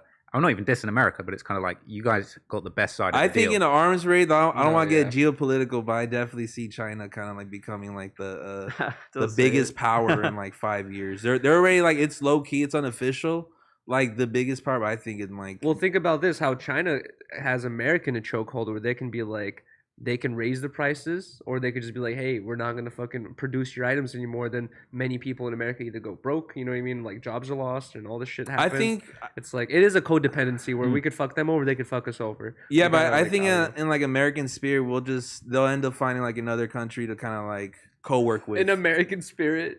They moved the production, I think, of iPhones from China to India recently. Right. So it's like they weren't really rocking with China. Yeah. Some of the slave labor and stuff they got going over there. So they moved over to India. Kind of the same situation going on. Yeah, right? Because Yeah. they just couldn't make it. The iPhone would be like $10,000 if you were making it here. Yeah, bro. That's why they like to flex. You know, it's designed in California, I but know. the truth is, it's like they're getting made in California. Everyone's phones will be like Bro, when, 4 bands. when I got 5 my bands. when I got my Volkswagen Jetta a long time ago, it always says German engineering, German engineering. You flip the bottom of any panel, it says made in Mexico, made in Mexico. Everything's made in Mexico in my car. I was like, there's no German part about this shit, dude. I'm like, what the fuck? Mexico's also an industry, but I just don't even. I want to figure out how to send my money for production over there for sure. Oh, really? Yeah, that's a goal of mine for Support sure. the cartels instead. No, bro, support the factory owners and shit like that, and the cartel. Shout out the cartel. I've got nothing bad to say about the cartel. I'm Nothing kidding. bad at all, man. And yeah, All of but it. yeah, bro, I appreciate you pulling up, bro. Yeah. For real, Yeah, man. thanks for Shout out to having me. Frank. Nice Good meeting meeting you, you, bro. man. Nice Hell meeting yeah. you. Good Tell to meet you, man. people you want to say your Instagram real quick? Yeah, you can follow me at the Frank Baca and Frankie Baca, Frankie.Baca, There it is. BAKA? BACA, Oh, BACA. FRANKY BACA, There you go. Sorry, and my alphabet FrankieBaca.com right too. I'm an idiot. Yeah. All right, man. Hell yeah, bro. Appreciate y'all. Thank you. Thank you, man. Yeah, likewise, man, bro. Good to meet you, bro. Appreciate you. Good to meet you. Sad story, but I'm not surprised. I'm gonna keep going. That's all good. Hell yeah, man. I feel like Have I a heard good one, similar things, about Kanye and that team. You know what I Oh, mean? yeah. I feel like there's stories of him Yeah. pinching things. Well, not just Kanye. What's his name? Blasey had designed some T-shirt, and I think it was like Balenciaga or whatever it was. Like a couple of months later, They had have used a it. very they similar use- design. So yeah, and we've talked. They made a whole clip about this, but I made a shirt for Chinatown Market a couple years back regarding the Tiger King, and there's very specific assets and kind of just like placements, the way it's and just kind of like the whole ensemble was super influenced of they were influenced by that shirt and they kind of made their own T-shirt. It was Balenciaga, right? Yeah, it was Balenciaga, and it is what it is. It's just kind of cool to know that I ended up printed on a mood board and somewhere in Paris. Yeah. But I would love to work with them though. I feel like I'd be able to kill some Balenciaga shit. Yeah. I'm dead ass. Like, do you feel like it's just like as an artist, like you just have to nowadays and back in the I gotta accept it. back in the day you go around and show your art book to everyone. You're like, I drew this, or whatever it is. Like, people just like, oh, that's cool, whatever it is. But like nowadays, like people want to post photos of all their things they design or draw or whatever it may be, or sewn together. But it's like nowadays it's dangerous to post that shit because you can have the smallest audience in the world, but guess what? Someone's gonna see it, they're gonna send it to someone else because they know a person who designs and blah blah. And the next thing you know, someone's copied your shit. It's sure, but think about how because we're talking about like I be getting fucked up in the head about this shit. We're talking about like what's like permittable. In music, it's super like night and day, like what's sampled and like what you owe. Fashion's a huge gray area, but I think the most fucked market is the food market, the restaurants. Why? Because you make a burger, you don't fucking owe the burger family any money. What burger family? Exactly, Bro, you know there's what no I mean? burger. It's The smash burger wave that's been going on in like just United States or like the Nashville hot chicken. Bro, they don't get paid for none of that shit, but people can make hella businesses over it. I think that like there's a video about the dude who invented the burger. It was not a family. It was just some guy who went into a bar. All right, but they don't give and no asked money. for a random They don't drunk give, combination. But McDonald's doesn't give a single dollar to David Burger. You know what I'm saying? His name's not David Burger. You know what I'm getting at. It's just like it's just this random dude. But I don't know. I see what you're saying, but like also I've accepted it as a creator, bro. As someone who you could go on Amazon and find multiple products of mine on there by like bootleggers, for cheap, bro. Like I might purchase one actually. Like, bro, today Academics posted the fucking pro-choice shirt. Oh which is yeah, how much did you crazy. pay for that, dude? I didn't pay a single dollar, and here's the thing: I don't. Okay, I'm cool with how much did your assistant pay? Nothing, bro. I'd have to drop 5 bands, and I'm not dropping that much without no fucking tag. I'm gonna make it about the Blasey, not 24K Golden rocking this shirt. Shout out to 24K Golden. But nowadays, with artists as large as 24K Golden, with like labels behind him and shit like that, no one does free promo ever. It's an interesting. It's so weird that they promoted my. They could have stole your design and made some other copy, and that's what he would have wore that, but instead he wore your shirt. This shirt, you know what I mean? What the truth of the matter is. People are gonna see that shirt. They're gonna go through Blazy, whatever, made this product. They're gonna go on my page. It ain't for sale. Copy paste. They're gonna print their own. I'm seeing this is gonna be the next product to be like hella. Have you gained many followers since that? Not many. I mean, maybe like a couple hundred. But you're not tagged. People have to But shout out to all my supporters. I feel like I got like the realest fucking foot soldiers behind me. Woke up to like 100 fucking tags, bro. People just in other people's comments. No, this was Blasey. Everyone who's commenting like, "Yo, where's the shirt at?" It's like bingo for them. They're just tagging me in it. It's like, bro, I fuck with y'all, man. That's fire. Thank you so much, but I don't think I'm gonna drop that shirt again, though. I'm gonna let it be. You know what I mean? If bootleggers want to bootleg, fuck it. Yeah, bootlegging's a good sign, bro. That's a sign that you're hot. When people re-upload like my Patreon videos and stuff, I'm like.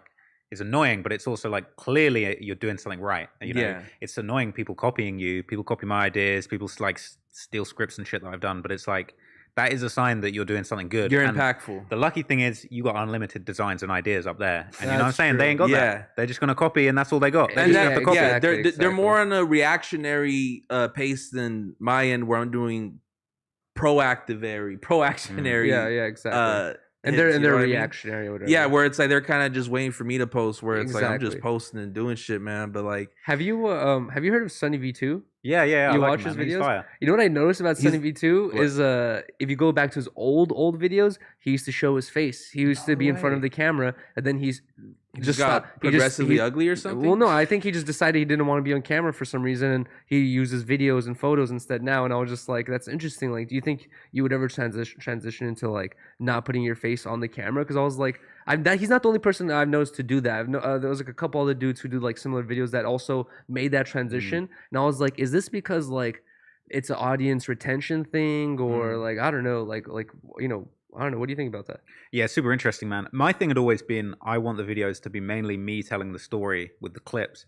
Partly just because, like, obviously fair use is a thing. You're not supposed to just have loads and loads of clips just of random stuff. Yeah. Obviously, YouTube have deemed it okay to do that. I mean, again, no disrespect, I'm a huge fan of his, but like academics, his videos are just GIFs or clips Yeah. of other people's music videos, which Literally. in the old way of doing media, like, you know, I don't know, the labels will be on his ass, but now the labels love him. But it's like, my thing had always just been, I want to be in the video, so it's a case of like, this is still my story, like I'm still telling this, but then Yeah. I'm showing the clips.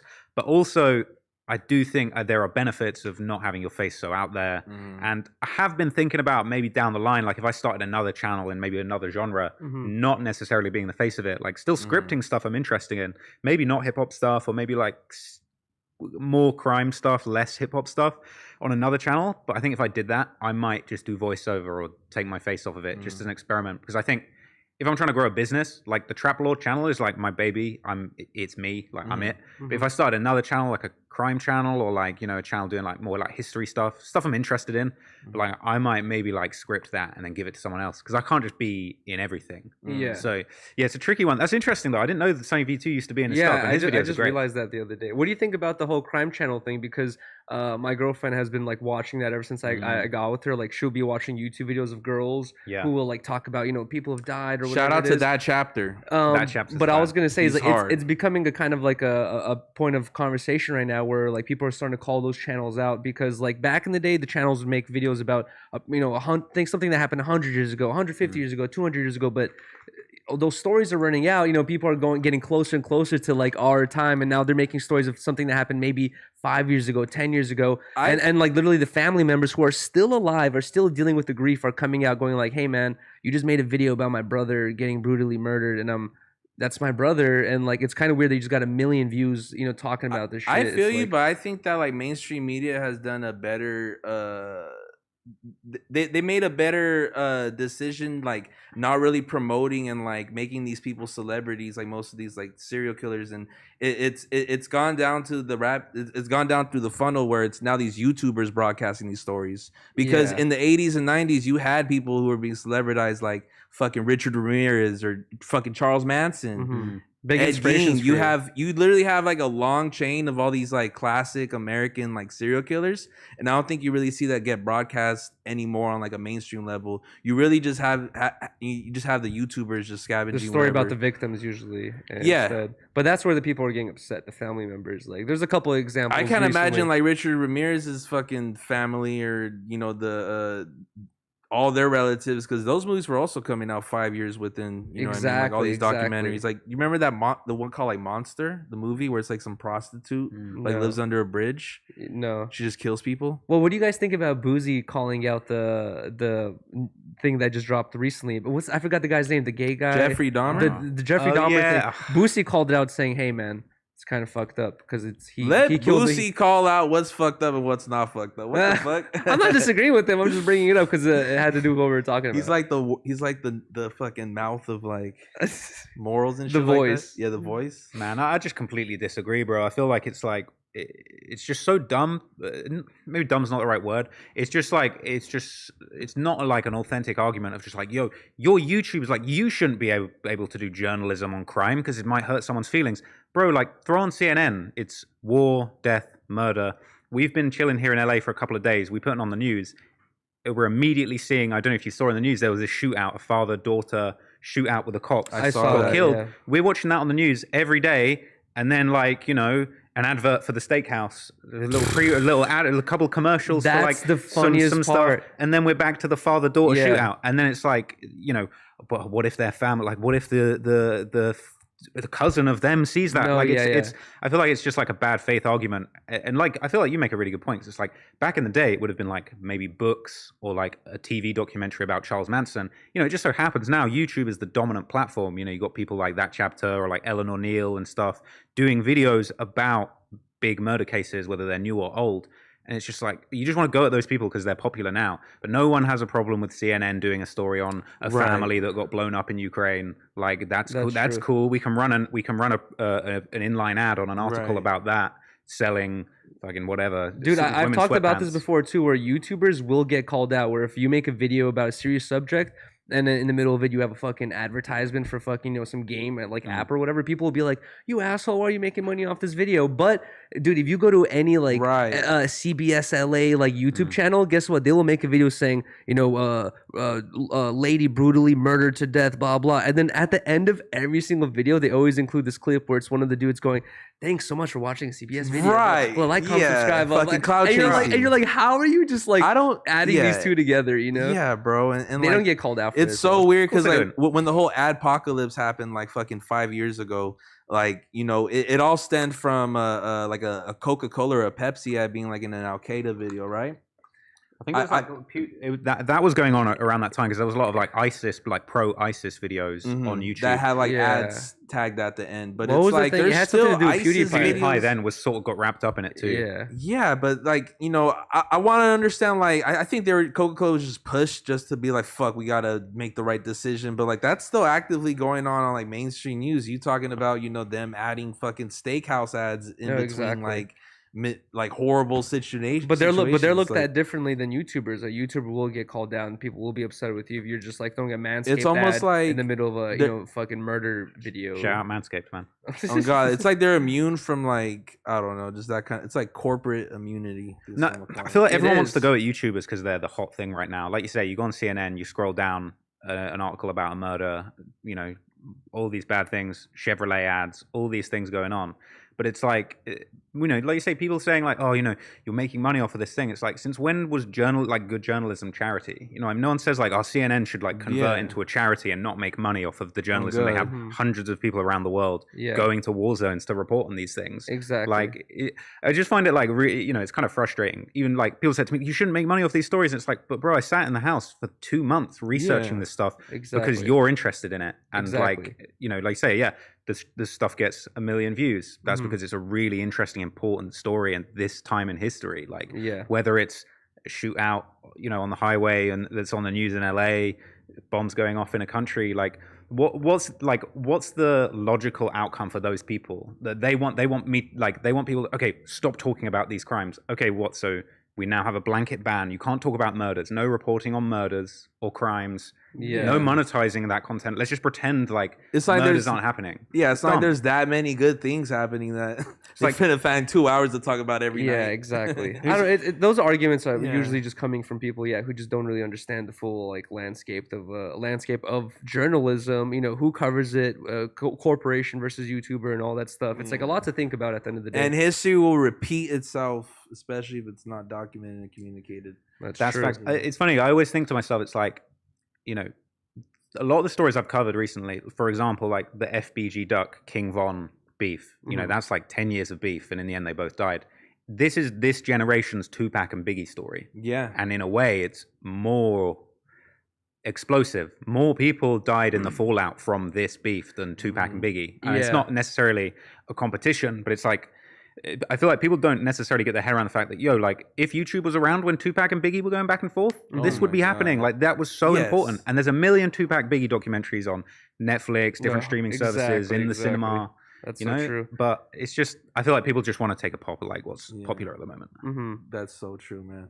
Also, I did realize I don't think we got the drip check in. Oh, yes. Yeah. I can go through mine really quick. Also, we're like 30 minutes into like what would be like the streetwear segment. Really? Yeah. I feel like I like starting it at the 7:30. No, at the 8 mark. At the 8 mark? Yeah. No. Let me tell you how we do it. So the first hour how is we always, do it for real. No, you can always check it. The first hours always just like conversation. Then like 8 to the middle hours, the streetwear stuff, just trying to lose conversation. Then 8 to 9's like the music segment. I But feel none of this shit really matters. We got Trap Lord Ross in the building, man. I feel way more confident being in the loose conversation. When we know, or I know that we have the topics still waiting at the end, right? So if I know that we start the topics at the 8 mark, whatever, we have like about an hour left. I'm like, okay, we will be able to easily fill the end with no like dull points. But like if we get into the topics too early, at that point I have a little bit of anxiety where like I'm like, I know we could do it, but also I don't want to leave any I don't want the vibe to ever die down, you know? Yeah, exactly. All right, well, shit. I'll start with my As the fit, vibe man. dies down. Let's go. Drip check. Man, so I got some Prada fucking, I forgot the name of these, but like some loafers. Bro. They're fire. Yeah, no. Don't lie to him. I think that I was looking at these, bro. The chunkiness on the bottom of those is unprecedented. Yeah, no, it's Fire. definitely made me I'm in the 6 foot category finally. Hell yeah. You know what I mean? Bro, Feels good. Like pause, but can I touch your soul? Yeah. Bro, That's some chunky Pradas. Bro, My that's soul's fire. that'd be been good for the touched by London Trap snow, Lord Ross. right? Hell yeah, bro. This is like the shoes I wore to school, but like, you know, with all the stats maxed out. Oh no, for real. It's like the evolved version. Yeah, That's facts. hilarious. They use the moonstone. I on want to those. give somebody like a back massage while like I'm like stomping on their back with Hell these. yeah. You know, maybe like pasteurizing their back kind of. Stepping on the ops. with Yeah, those. but I got some EPTM pants. Shout out to my good people there. Jeez. And a Menace jacket that I've been meaning to wear for like fucking. I got this shit like 7 months ago. I couldn't find the best reason to wear it, so I just created one, man. I was like, Trap Lord Ross came. I gotta pull up with the cowboy Crip bandana fucking jacket, man. I was So, impressed. That jacket. I never seen anything like that. Yeah. That's unprecedented. Once Shout again. out to Menace, man. So is that sheepskin inside? Bro, Bro, I'm gonna touch you again. No, bro, nothing wrong with that, That is so man. soft. Hey, we doing texture checks on live. You know what I'm Texture saying? checks. Bro, when the technology is invented, you could be doing the no jumper texture check, beaming into people's homes. I would love that. I also like They to could do the, feel on us through the camera. Housephone would Bro. want to do the no jumper smell check because his weird ass loves. He got an obsession with your armpits. And guess what? You guys can make a clip compilation. Yeah. Every time a household tries to call me out for my smell, he's like, "Let me smell your armpits." Every time he smells my armpits, he's like, "Smells all right, smells all right." So at this point, stop calling me out. I don't. Smell. I think he doesn't even think it's gonna smell. He just loves like. I just smell good. Yeah, he's kind of has like a weird girlfriend approach to it. He's like, I just love your scent. Well, he's like, I think his like love language is touch or smell maybe. I think we'll see it really get a little too deep when he's like, Yuri, let me borrow that hoodie. No. So you can just fucking. I let him borrow my glasses, and I've had to use this fucking lanyard ever since. You Because, got the Kanye shit going on right now with that lanyard. no hell. My boy did might I have do an this issue before? with you. Oh Just god! kidding. Wait, it Shout was out to those Frank. glasses? Yeah. Oh wow! Yeah, damn. it would have maybe the presentation would have helped a little bit more with context. Also, I didn't explain to y'all that he was pulling up. I did see him staring at my lanyard. Do you think he was Oh thought it was my like a slight God. diss? No, I'm kidding. I'm fucking around. Yo. No, shout out to Phil. He gave me this thing. But Yeah. But anyways, and then I got Ryder Studio shirt, man, and a fucking burnt sample. fire. Shout out to Hell yeah, Ryder. man. Yo, is that a Bentley? Yeah. That is a Bentley buckle. Where can I Yeah. get that? 1 of 1, man. I I need got that. this shit made. Did you and Ryder take photos yesterday? Yes. Because you guys showed up to my house and you guys were like, oh, we're on our way to a wedding. They were dressed like they were about to slay vampires. It was 97 degrees. He had leather pants on, tight leather pants on, and a fucking and a wool knitted sweater. It was Yeah. 97 degrees. By I the was way. on my- those same boots. Yeah. And then Ryder had this like crazy long skirt, like Yeah. like shirt looking thing. It looked like you guys were like in a Mortal Kombat game. Like That for- is sick. it was insane. I need Yeah. one of you guys to give me a makeover, bro, because I'm not dripping at all. I'm dry. Hey, a drought. it's nothing wrong with that because it's just a form of expression, and sometimes it's like expressions like an empty cup, and sometimes you express that in different type of expressions or outlets. Wait, what? I don't know. That was a bad expressions like an analogy. empty cup. I feel like I'm an empty cup because I have no drip. There are no drips. But no you liquid. express yourself through other medias and outlets. It's like I'm too busy watching like a 4-hour IG live of an obscure rapper to buy any drip. So I'm in the Supreme Hanes every day. Hey, you're dripping in that, but I feel you on that. But because I'm also watching the 4-hour videos of like people beefing on Instagram. But I have ADHD, so I just think about like, what do I wear? All right, let me put this together. Let me put that together. And it just reminds me of playing GTA, just putting on clothes. Yeah. because you want you want to make your GTA character fly. You know, see, you wanna like, have fun with it. even though I still like, I don't skate on a daily basis. Like, I still dress myself in the thought process of like, You're skater adjacent. I need to be able to be like physical. I need to be able to run, kickflip, jump a fence. No. When to have you ever had a runner kickflip or jump a fence? all the time? Usually, not really, actually, recently, but I usually that would be my lifestyle of like, every day I'd have to be doing one of those three things, and it's like you need to be comfortable and physical and ready, and like I still carry that mentality to this day with the way I dress myself. I can never wear leather pants. I actually want to ask you this question. Trap, are you familiar with Yuri's kind of like content? Where it's like it's streaming based. There's also a lot of different elements to it, but my boy had a very interesting stream. Yuri, what happened with the homeless man? I saw that. I did see some of this. I Oh, saw some of this. really? So you harass homeless people on the street, Oh, and then you go online no. calling them pieces of shit. What? No, Maybe no, I made that up. Oh no! You were taking the perspective of like some of the comments where we've had conversations here about the homeless crisis, and I've had conversations on 10 Talks about the homeless crisis, and like, But no one ever brings up homeless fund, so we take them. no, to but the thing is, fairs. like, a lot of people, especially in LA, like they approach it from this like woke perspective where they're just like, they don't really try to find exactly what the hell's going on, and if they can't see the dark answers, if they see a dark truth, they avoid it at all costs. And I'm like, I'm the type of dude, I'm realistic, and I'm like, dude, I talk about what I think is actually going on, and sometimes people think it's harsh, and I'm like, I'm not ever trying to be mean with taking a or homeless man to the fair? offensive towards homeless people. I'm saying that's just like the perspective of some of the comments I've seen. But anyways, I wanted to give back. What a split. Give back to the Tent Talk community. Growing up, I've had numerous homeless friends, and I growing up, I made other homeless friends just because I've spent so much time skating in the streets and shit, and like you meet just chill people who just happen to be homeless, and I was just thinking honestly, like, you do. what's a cool way of like giving back, and it just like, dude. Most people don't ever give back to the homeless at all. I was just thinking like it would be cool to find a person who's free, doing nothing, has not too many bags on him or something like that, and he's down. I'll take him to the amusement park. We'll get food. We'll get lunch and dinner, and we'll smoke weed, go on some fun rides, and then I was gonna give him like $50 to $100 after. What the fuck? So this is what I gotta do? I gotta be fucking homeless to get some respect around here with Yuri? Is that what's going on? Well, because I've never taken you to an amusement park. Yeah, I want to be smoked and toked throughout. Oh my you know what God, I'm saying? dude, Like, what the? You're over here, nah, fuck Blasey. Hell no! You've definitely been treated well when you came to our I've crib. been treated and seated and basically, I just wanted to give back, and the dude, like, he fucking freaked out after we smoked. We smoked the spliff, and like before that, he was hollering at girls. He was having a good old time. We were joking around, dancing or whatever. And we weren't dancing, but we smoked the spliff, and then afterwards, he just became mute, bro. Like I would ask him questions, he didn't reply, and then like some weak ass bro. weed, What's bro. even, bro? What really got me frustrated was like. We got to the line. We got to the amusement park section. We got to the line where we got to buy the tickets, right? And at this point, I can already sense that it may seem like he doesn't want to be a part of this anymore, right? But I'm like, ask him, like, are you sure you want to do this, blah, blah? And he's like, yeah, I'm down, blah, blah. I'm like, it's $40 for a thing. You down? He's like, yeah.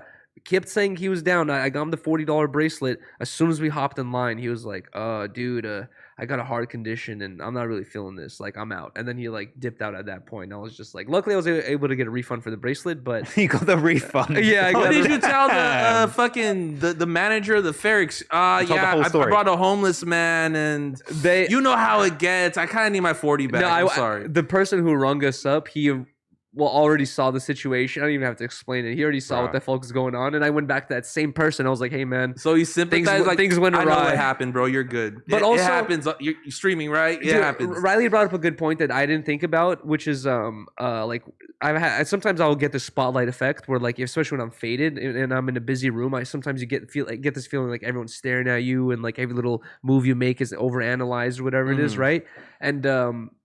And like he was obviously, people could tell he was homeless and he was in a public area at this amusement park, and Riley was like he was starting to feel like overwhelmed, like everyone was staring at him and like people were kind of maybe like giving him a weird eye or something like that. And I really didn't think about that, but that definitely was happening as we were walking around. I did realize people were staring and were kind of like, what is going on here? And like to me it's funny, I guess, but to him it's uncomfortable, and that's why he was like, I'm out, Yeah. I could have seen that a mile away though. Yeah, I feel like the comments, because I saw that. I thought it was amusing. But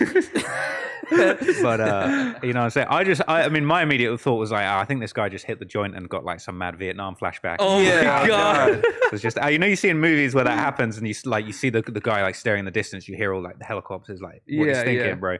But like, I saw like the comments. I feel like they were. I don't necessarily agree, but I feel like they were kind of going at you of like, oh, you know, like kind of exploiting this guy, sort of making fun of the homeless people.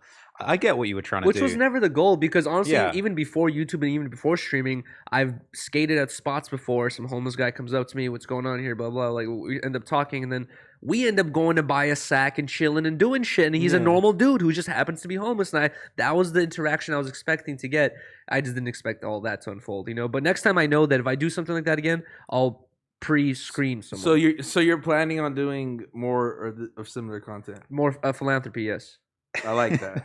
So you'd call that philanthropy? Yes. Taking the homeless guy. Hey, it's a tax write-off, Yuri. It is? Yes. Philanthropy. Perfect. Yeah. All You're right, good, sick. bro. What's like the solution to the homeless problem? Or like, I guess what do you think is like the underlying cause? To me, it seems like it's mental health. I don't think I've seen many of the homeless population here and back home that I've been like, that person seems like they're of stable mind. Like they seem fucked up mentally.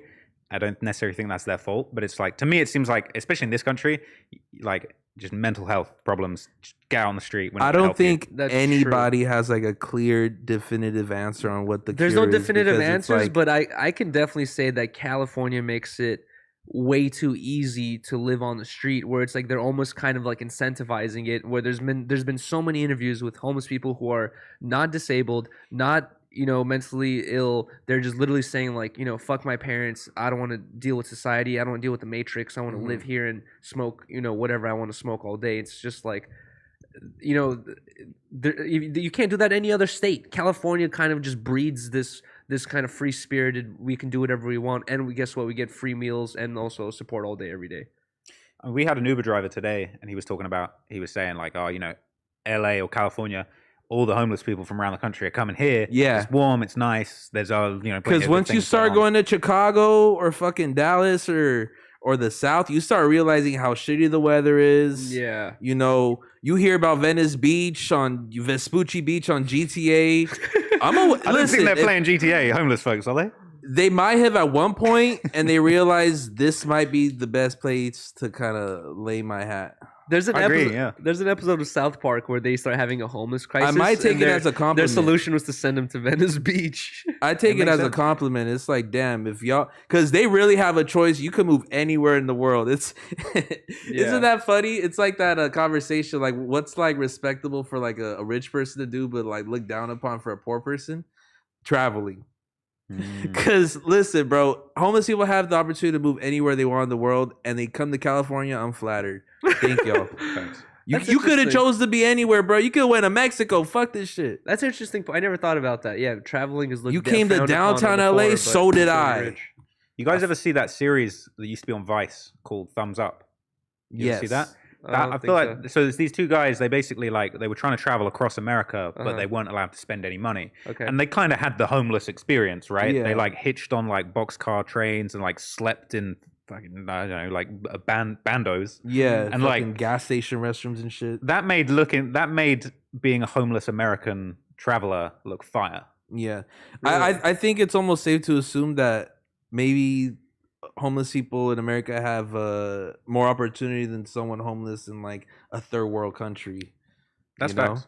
Because like it's kind of like you do hear people like starve. You hear these stories every now and then, but you know technically it's very hard to starve out here. There's literally, I've seen videos of like, you know, like streets in India where there's a severely disabled person like dragging themselves down the street with a hat, you know, begging for change and stuff like that. Yeah. We don't see that ever in America. Really. I see that guy in London.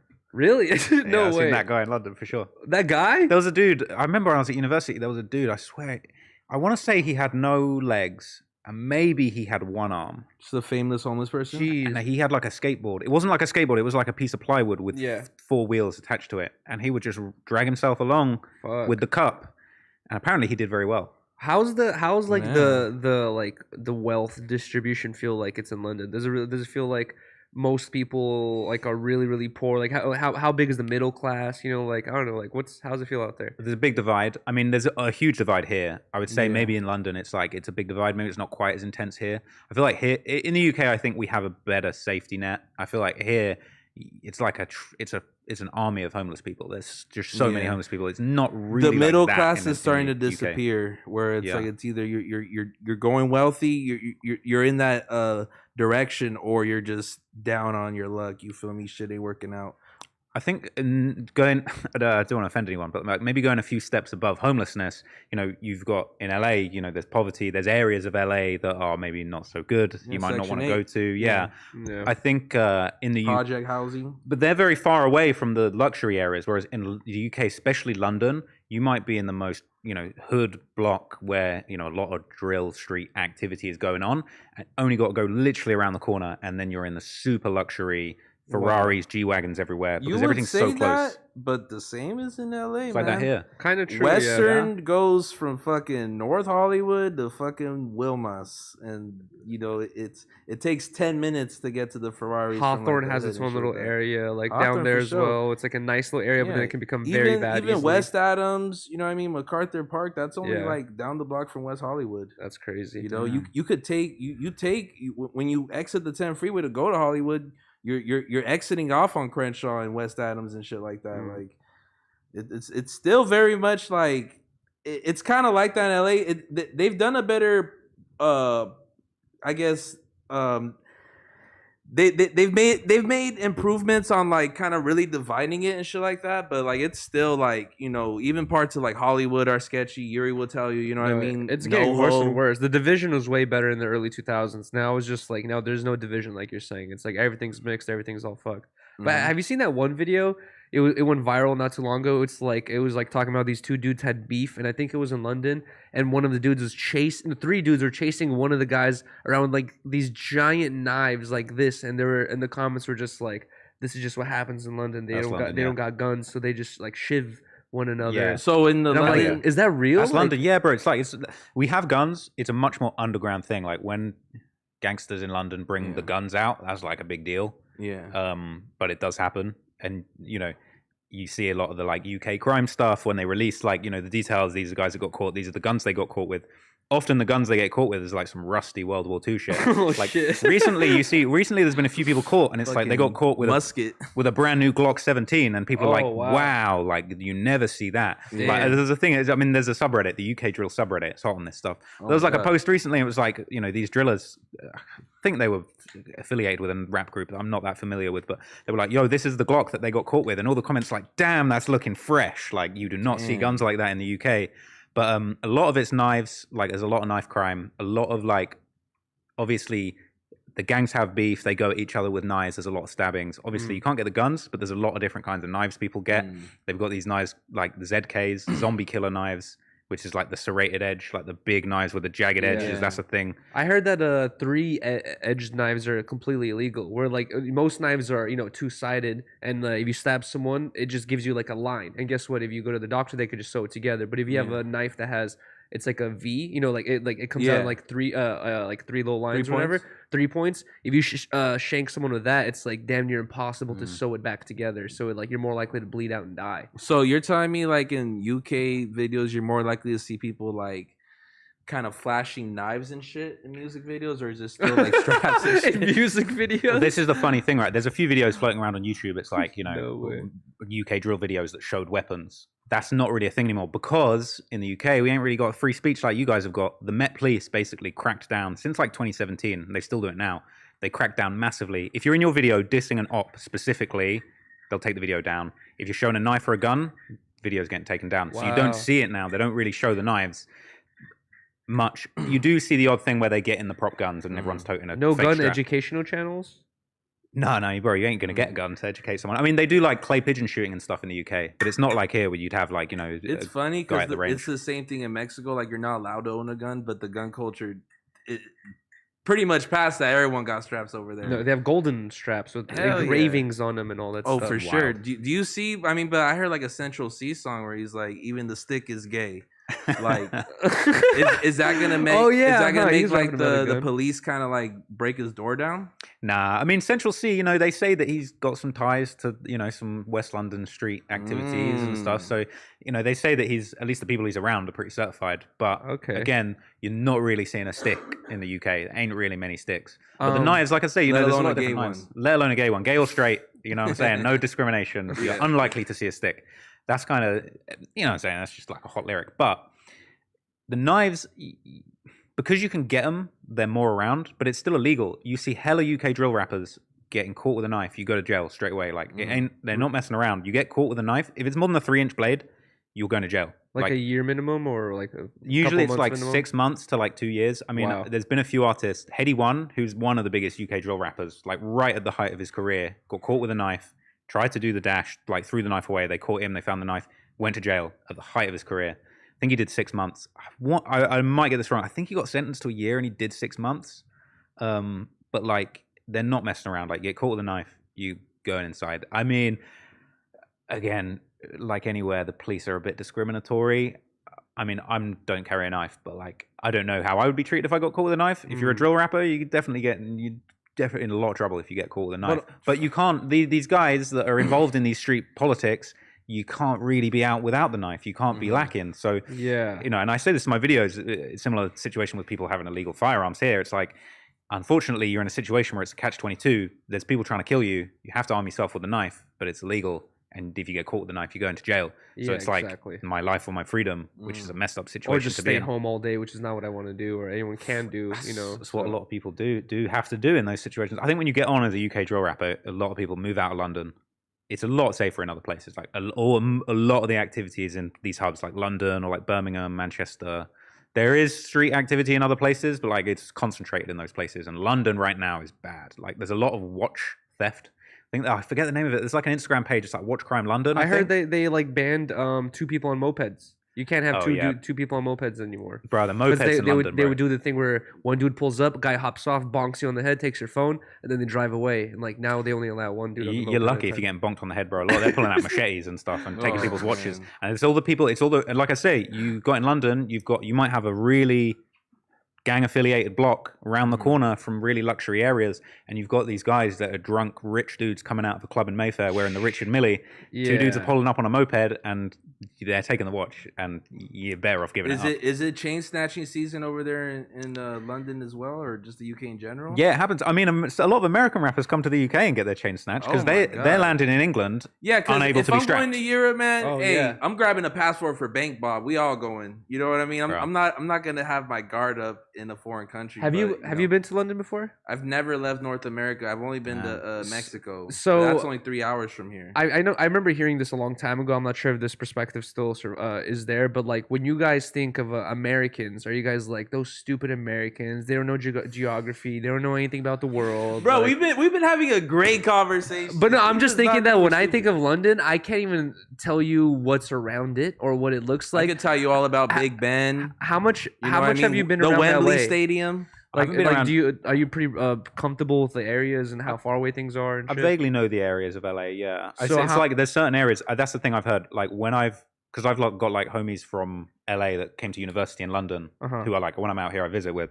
and they kind of say stuff to me. It's like like the Arts District. That's kind of like in London we'd have a place called Shoreditch, and it's sort of like that's sort of like that place.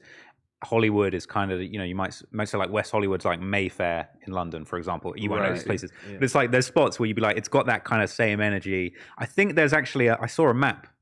I've lost it now. It was like it was like LA, but with the London names, and you'd look at it. If you know LA and you know London, you'd be like, oh yeah, that is like that place. Oh, wow. But like as for size reference, like is London like a pretty expansive? Because LA, the one thing I always hear from people who come to LA for the first time, they're like, dude, it's so spread out here. It takes an hour to get to places sometimes or whatever, and it's still considered LA and stuff like that. It's like London's London the opposite, way tighter. Yeah, like my homie Austin's always saying, he always says like LA is like a city of cities. and you've got like little cities in LA. There are Yeah, about yeah. 130 incorporated cities within Los Angeles County. You have Los Angeles City, which does take up a majority of the space, like 15 miles of dedicated Los Angeles City space.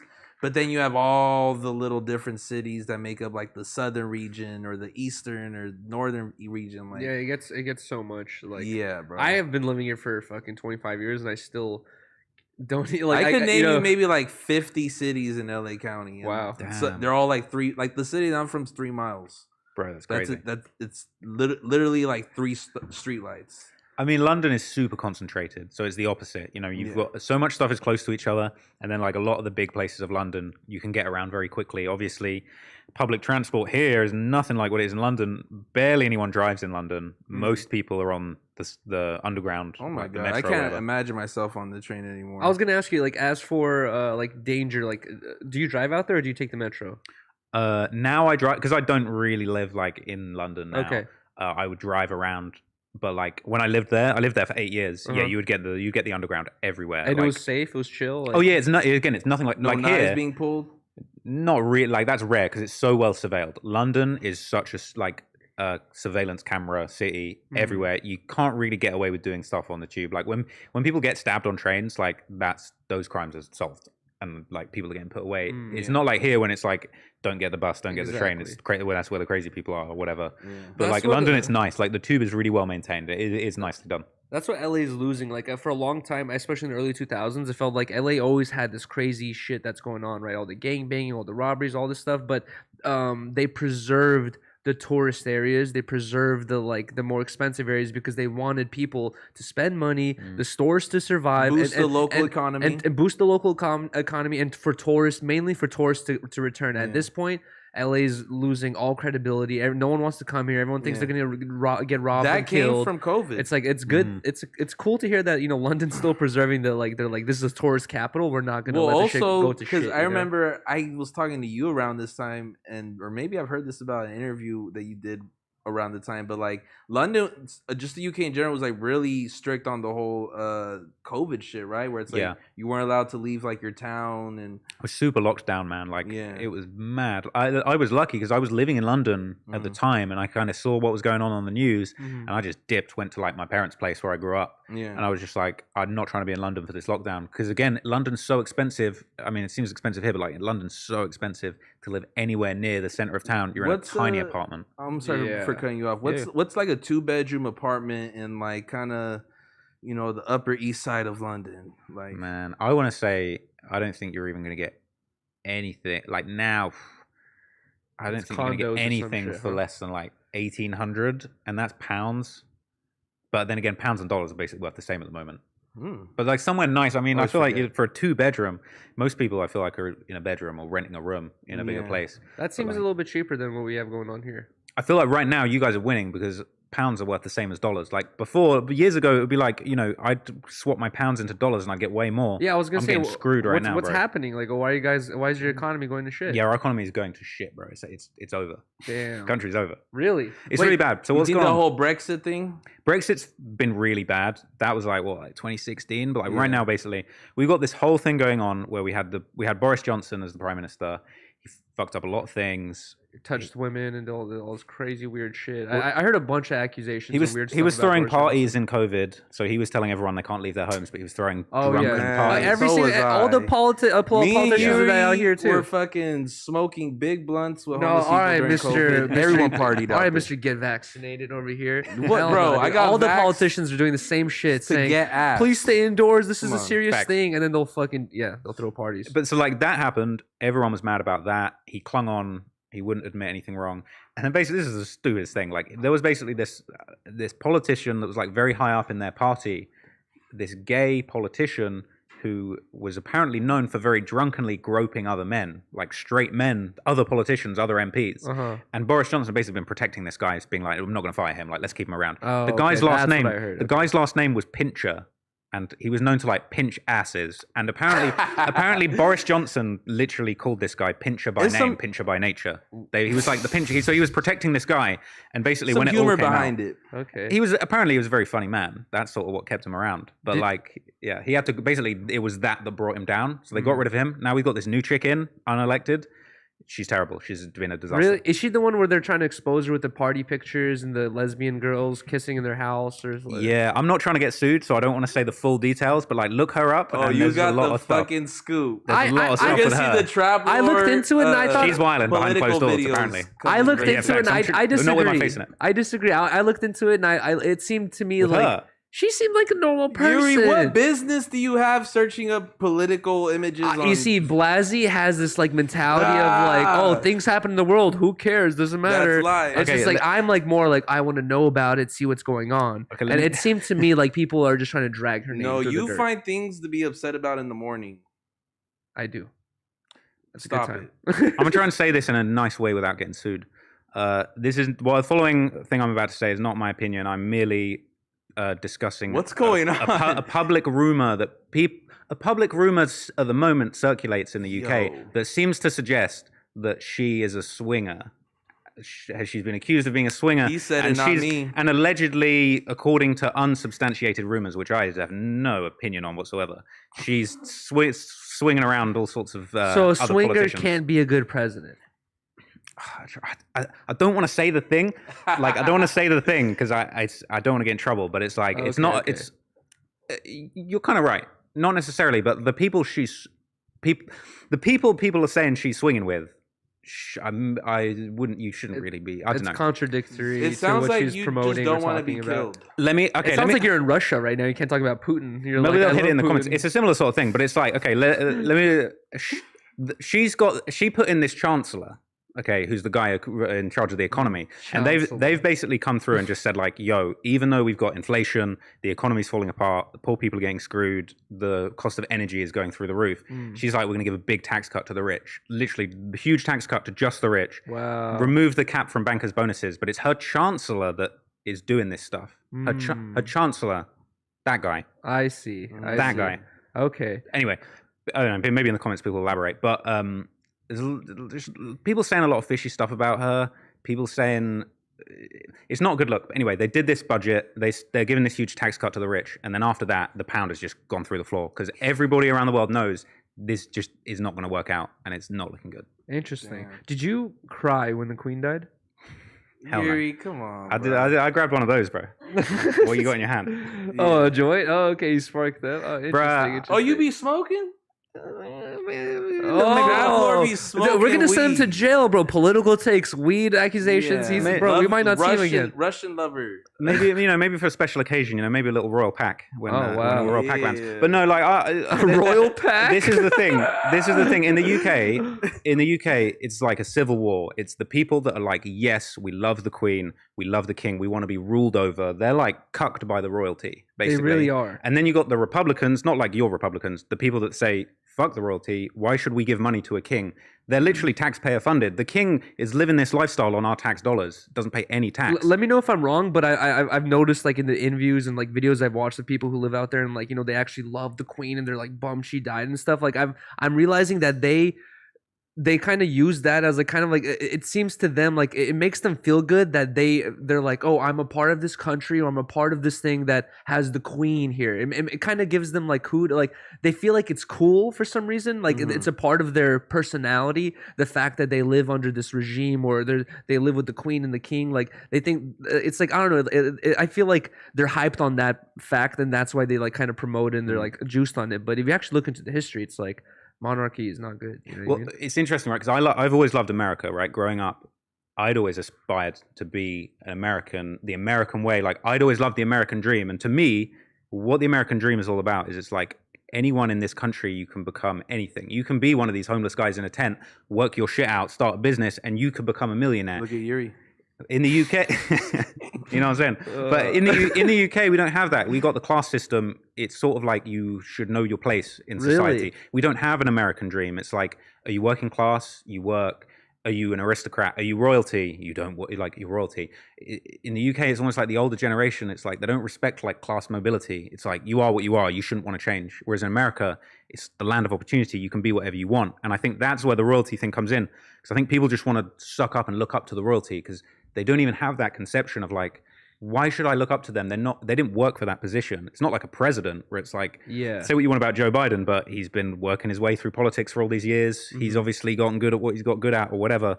But like in the UK, it's just, I don't know, it's much less entrepreneurial, and like they just, I don't know, it bothers me because I'm not like that. Like, I don't see why I should like bow down to a king. What's he done for me? Exactly. That's interesting. I'm going on a political rant now. No, but that's you got me going, that's bro. 100% true about like the like entrepreneurial spirit out here. It's just like you don't really have that anywhere else. Well, it's because like this country was built around capitalism. You know what I mean? We have like a unique, which is hated nowadays. I think we're just getting. I think some members of our society just becoming more self-aware and just realizing that there's other ways of life. But like it's kind of like I didn't really have like an entrepreneurial spirit, so I kind of like started engaging with like the creative industry. Like I had no interest in selling chips in high school. I wasn't fucking doing my newspaper runs or anything like that. Yeah. And the more you kind of immerse yourself into the culture, the more you just find yourself just following that entrepreneurial like spirit. Dude, now I apply it to all parts of my life, and it's kind of hard. Like I'm fully like, I guess, brainwashed. I don't know what the you're proper a capitalist at heart. Kinda. Yeah. Yeah. No, I'm not a capitalist at heart. I'm a capitalist at brain. Heart, I'm a fucking stoner, druggy. No, no, stoner. Okay. What's the craziest like story I've heard about like the entrepreneurial spirit and like from rags to riches type thing is when I worked on Hollywood Boulevard. On Hollywood Boulevard, there's La La Land, which is a souvenir shop. Which it's a huge souvenir shop. If you go in there, it's like they have giant TVs. Like they have so much stuff. Like just the store is expensive as hell. Hold that thought. Before I forget, bro. Do not go to Hollywood Walk of fucking Stars, whatever this shit's called. He's probably been there before. You guys made that mistake? Yeah, it's fucking boring. Yeah. You feel like you might have to pick up a fight with a homeless man. There's I got pressed by the guy selling mixtapes. Expected. I could have told you that. Right. I wish I told you that. And don't go to Vespucci Beach either. You gotta You're troll just gonna them. see German and Venice there. That's where we're going tomorrow. No, not really. You gotta troll the CD guys because those dudes are on like on a time crunch. They want to get as many CDs out as possible. They don't spend more. There are no people to troll. They don't. They will fuck you. No, up. they're the best people to troll because What are fuck you them. talking Because they're assholes, fuck them dude. for real. Fuck They them. really are assholes, bro. I've seen them. Like I've seen them do this one thing where like they'll come up to usually like Chinese tourists or like Asian tourists. They'll come up to them, be like, "Hey man, here's a CD." Dude does not understand what this guy's saying or promoting. He just thinks that if I just give him $5, he'll get out of here, right? Dude opens his wall in front of him, starts taking $5. I've seen CD guys start reaching their own hand in there, going like, "Nah, there's a 20. Nah, there's 100. Let me grab that too. Let me grab that too." Another CD guy comes in. He's like, "Oh, you're passing out money." He sticks his hand in, blah blah. Bro, next thing you know, this dude just like got emptied with $500. These CD guys are walking away. This guy make this story up. No, right now I'm not making this. I've literally seen the same thing happen like 2 to 3 times. Like on that serious level, yes, like 2 to 3 times, but even less than that. Many times. I just make sure I don't respect that as hustle. Lifelong Angelino, like I have zero business on that fucking street, bro. I worked there for 1.5 years, so that's why Jesus Christ, I have that's that horrible. experience. I used to hit that train station like every other day, though. Hollywood Highland. Yeah, on God, it takes you go back to Melrose in 10 minutes. No, yeah, it's But fine. nah, man, just stay out of there. Downtown, it's cool, but you got no reason to be here for more than just lunch. It's Bro, fucking. There's cool I've heard places downtown's downtown. not good. What's cool in downtown? The last library on earth. That's the lamest. That place is cool. It's cool for that one photo, like, oh my god, a hole made out of books. But like, bro, like, don't. Like, You should go there. Last library on earth. you should There's also go good- there and let us know who was right. Oh, you should go to Bro. what's it called? Like 91st, and it's basically there's like a huge building in Los Angeles, and the very top floor is a restaurant, and it's just like you can literally eat up there and have like a nice ass view of the whole city. That's dope. While Okay, you're that eating. sounds good. But I got to risk fighting off the homeless people in downtown to enjoy that. Yeah, you might have to fight past a couple of them. Or you would whatever. have to Uber it. I don't do no like slow strolling through downtown. Whenever I think myself, of downtown, I always think Uber. Even if it's expensive and it's far, I'm always just like, dude, the Ubering or trouble of scooting. parking out there, your car getting broken into, feces being thrown on you. You're just like, bro, I'd rather be Ubered straight to 2 feet in front of where I'm going, and that's it. Like I'm right in there. Feces being thrown on you. That's a common thing. That's a common thing. If you look up feces being thrown on Los Angeles, or look up bucket of shit being dumped on women Los Angeles. On women. Yeah, I've seen that That- video. that's- and honestly, I gotta I check was that. kind of like tripping on Yuri just saying that, but every month you'll long behold, you will see a video about someone getting shit thrown at him. Yeah. That's how you get the streaming numbers up, bro. If that happens to you on stream, Hell, You should Bro. do a fucking. You should do like mixed martial arts for like 1 year, and then just do a whole like day long stream on Hollywood me and Boulevard. Vel just beating up all the homeless people Yes. on Hollywood hell Boulevard. yeah. Can you do Okay, that? amazing. No, I don't want to do that. But dude, that video of that lady describing the homeless, she basically Yeah. said that she was walking down the street and this homeless man had a bucket that he used for peeing and pooing, like that was his toilet, and it was like full. And she said that he basically took the bucket and poured it over her head. She said it went in her mouth, in her eyes, in her ears, and she was like, "Dude, like I've been having to get a like HIV, STD, like all these tests, like every." Yeah, she had like hepatitis or something. She had, I forgot what she got from it, but she's like, I have Yeah. to get tested for the next 2 years to make sure I don't have anything crazy from this experience. Oh Yeah, my I'm not going, bro. goodness. I'm not going downtown. That's like some Yeah. prison shit. That's like something out of Oz. Literally, yeah. There is some whole, it's some activity like that for What's sure. this? Is this a map of all the feces attacks? There's actually an app in San Francisco where the app is daily updated when it shows you where all the streets have that like that they have feces on the streets or whatever, so you can avoid it. There's an app for this. That is kind of Look at fun. Are they? oh no, that was just a Oh, I homeless did see that attack. one. Oh yeah, there's a lot of that. There's You- a lot you of. might- Oh, that's a boulevard You right might- there. Yo, you might get demonetized for that, you know. Yeah, yeah. Oh yeah, fuck let's it. not show any of No, that I did. stuff. But let's get into the fucking topics. Oh, I know it's 8:19 already. Yeah, Jeez, and I sorry. want to invite Code on kind of just to review some pieces. You with never us, let man. me So finish my pull up- story about the souvenir shops, you pull up asshole. right here. Take a seat, please. I'll Code never on. forgive you, dude. Guys, we got the legendary Code on. What up, Yo. man? In the building, How's it going, man. dude? Nice to meet you, Great man. artist What's up, man? right here. Hell yeah. Grab some headphones and just kind of like turn that mic. You might have to connect it as well.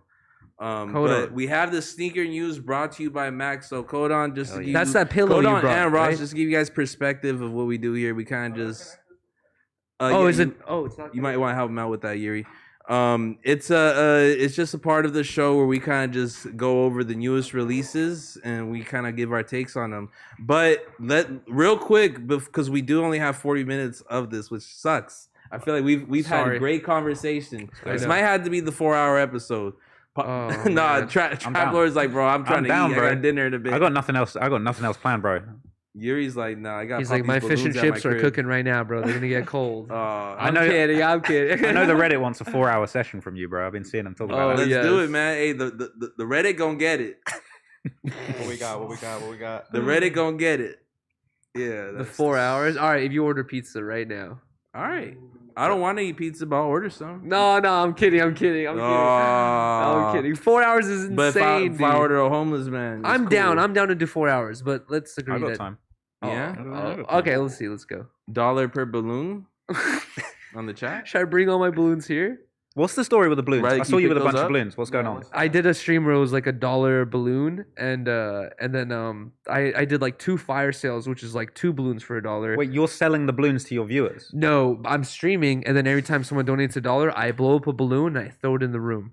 Oh, that's kind of cool. And what you saw was like the end of the whole stream, and I had like 2,000 fucking Yeah, balloons. in I there, didn't. dude. You had to see it to believe it. I went there yesterday. I wanted to like do like a ball pit like dive in there. Bro, It's and still just all there. fucking- I didn't get rid of it. I yet. want to go there and just fucking set a lighter, just for all in the. Dude, pop-up I thought ones. that I have like a dabbing torch, and I thought if I turn on the torch and I just like wave it around, I would just pop many balloons. You're gonna blow up somehow. But dude, as soon as you pop one balloon with a torch, it like sends out hella air and it puts the torch out, and you gotta relight it every time. And I was like, damn. Yeah. For context, look at fucking. Oh yeah. He's just thinking about.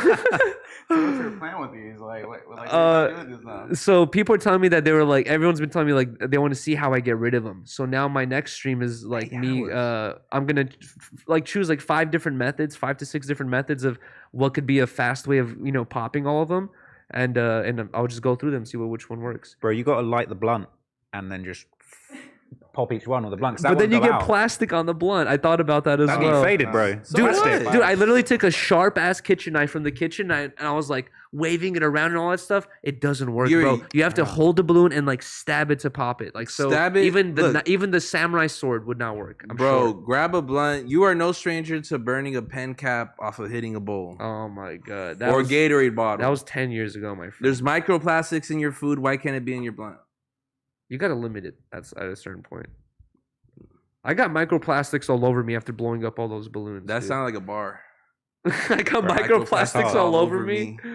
That's a mixtape title. So we got the Palm Angels X Vault by Vans. Release date September 27 via Palm Angels. Price is $150 and $160. That's an Let's go ahead and collab. check that. I'm kind of like at this point, I'm kind of expecting Palm Angels just to follow the whole like traditional collab route for sure. Yeah. I'm gonna keep it real with y'all, man. I'm not sure exactly how everyone feels about this at the table. But I've never been a big like fan of Palm Angels. Just not to say that their stuff isn't nice or anything like that, but just because like I know I just never fell into that. You know, it wasn't like my thing. But this doesn't seem. The thing with Palm Angels is I'm open. I'm really open with most brands. Like people give a lot of like. Wait! I really like the see-through bottom checker. I was gonna say the soul's fire. Yeah, the soul is really fire. With that. I'm fucking with that. That shit's definitely dope. But I do keep open ears when it comes to Palm Angels, though. I might not like everything, but I'll at least check it out. You know. I feel like they look like high top bowling shoes. They kind of do. Literally, right. they do. I Fuck. kind of fuck with bowling shoes though. Like, low Damn. I want to run off with them sometimes. Yeah, right. No, for real. I've honestly considered taking like shitty shoes to bowling alleys just so I could get like a fresh pair. No, fact. But also like I don't know, like the inside just always feels like you just feel everybody's feet. That's true, dude. I thought those shoes looked like familiar, but the bowling shoe reference is it. Literally. That I can't unsee it now. But I do give them credit for making this like 150, 160, or do I? I don't know, cause dude, is that good or not? Is that I don't know because I've never with inflation, I think that's good. Yeah, for a collab item for sure, cause like it's hard because with Nike, it's like their collabs are gonna be around 200, 300. You're expecting that. With Vans, I've never really like had a reference on like okay, these Tyler Vans are this cost, but. The low tops look a little bit better, but I don't know. I don't know if the world honestly, Palm Angels could have dropped these without fucking making Vans a part of them. Okay, now I like the low tops because the sole has like sold me. The last photo where it shows you from the bottom angle, like that sole is so sick. I really like that. It's cool. It's like see through, but there's like another layer underneath that's bulging out. Yeah, I mean, I'm gonna still pass on these. I don't know why or where I would wear these. But you know, shout out to the good people at Palm Angels and Vans. It's cool though, you know, some good little tape texture, but the box is sick. After a couple of wears, those soles are no longer going to be see through either. So are you a fan of the box here? I feel like you like trippy art. No, I've never been a fan of like illusion art. Like you have like 4 rolling trays at your crib with just illusion art. That I've been gifted, not that I purchased it under my own accord. Interesting. We have the Air Jordan 4 Black Canvas, release date October 1st, priced at $210. These are releasing in 2 days. 2 days, guys. If y'all want them, be patient. Yeah. Those are decent. Those are decent. Those are mad decent. I ain't gonna lie. Like that's some casual. You know, you can like these are those are new shoes. These have not come out before. Well, the thing is, right? No, the 4 is classic, right? Yeah. Love the 4. The 4 has been like a common silhouette that they've remixed, but you know they are getting to the point where it's like they're closing in on all the cool colorway options where they've already been claimed. So to see something like this is kind of cool. I fuck with them. Yeah, you like? I would cop them. Yeah, I would cop them. Those are good. And I think I only say that maybe like once every like 6 episodes for something like this. To like, me, it cool. Seems like the whole it's like. It feels like I've seen him before because I've seen these shoes so many times already. You know, it's like, oh, is this a different version? Is the Tonga black compared to the other black version of these shoes? The material looks good. I like that. Yeah, material. it looks fire. I like that. It looks like Toke shoes. Toke does not have any shoes like that. The surfing ones. I feel like some of the black leather Jordans, like it's kind of like a bit bondage. You know what I mean? Yeah. Like I prefer a fabric black Jordan. Literally, yeah. I mean, you got it's very BDSM inspired for sure. The details are cool though, man. Shout out to fucking. That's a win. That's a win. Oh God. And now we have the Travis Scott Air Jordan 1 Low OG Olives. Now these don't necessarily have a release date, but they are set to come out in 2023. I think it's a hit or miss when it comes to Travis Scott on some of these collabs, and honestly, I ain't fucking with this one. I'm not fucking with these. I usually am a fan of the other colorways, but these Do you think that like he's just dropping too much? It's not even that. Like usually I do like the colorways. These don't look nice, right? Yeah, it's just like the colorway is just not doing it for me. Honestly. Yeah, it's I would agree. It's like the black and white sections. It just seems like that could be replaced with something else. I don't know. Yeah. Also, it's I've mentioned this throughout the series of Disconnected, but like it's just one of those things where it's like I feel like he's now creating boundaries as far as color options. Like he's still trying to keep it around that tonal, that brown gradient, and kind of having colors to kind of accentuate that. But nah, I've yet to buy some Travis Scott kicks, and I don't think these will be the. I feel like that's Which would how be the ones if you had to pick one. If I had to pick one, I've yet to pick one. Oh, You know really? what I mean? That's the question of my life right now. But we'll see if the next one does it. You feel me? I'm open to it. I like to keep my options, open for sure. I'm surprised they're still going off with the Nike shit, low key. Right. And now we got the clothing news. Also, we didn't do a drip check from the rest of y'all. Well, I was gonna say, you don't think that like some companies like I feel like Kanye does this, like they'll set their presence with like colors or tones of colors or like ways that colors look. It's like that'll be their image. You know what I mean? Like once you see a shirt that has this type of like faded blue color, you're like, oh, that's probably a Kanye shirt. Yeah, I mean it's definitely a bold decision, and it really comes down to the artist on how they want to communicate themselves. But sometimes I could see it where it's like it could hold you back. Sure, you are drawing more of like a brand identity, but sometimes you don't want that to be limited with colors, because colors are very expressive. You know what I mean? And there's other emotions that are far from represented in like brown or fucking white, kind of like how Travis Scott does it. Yeah, exactly.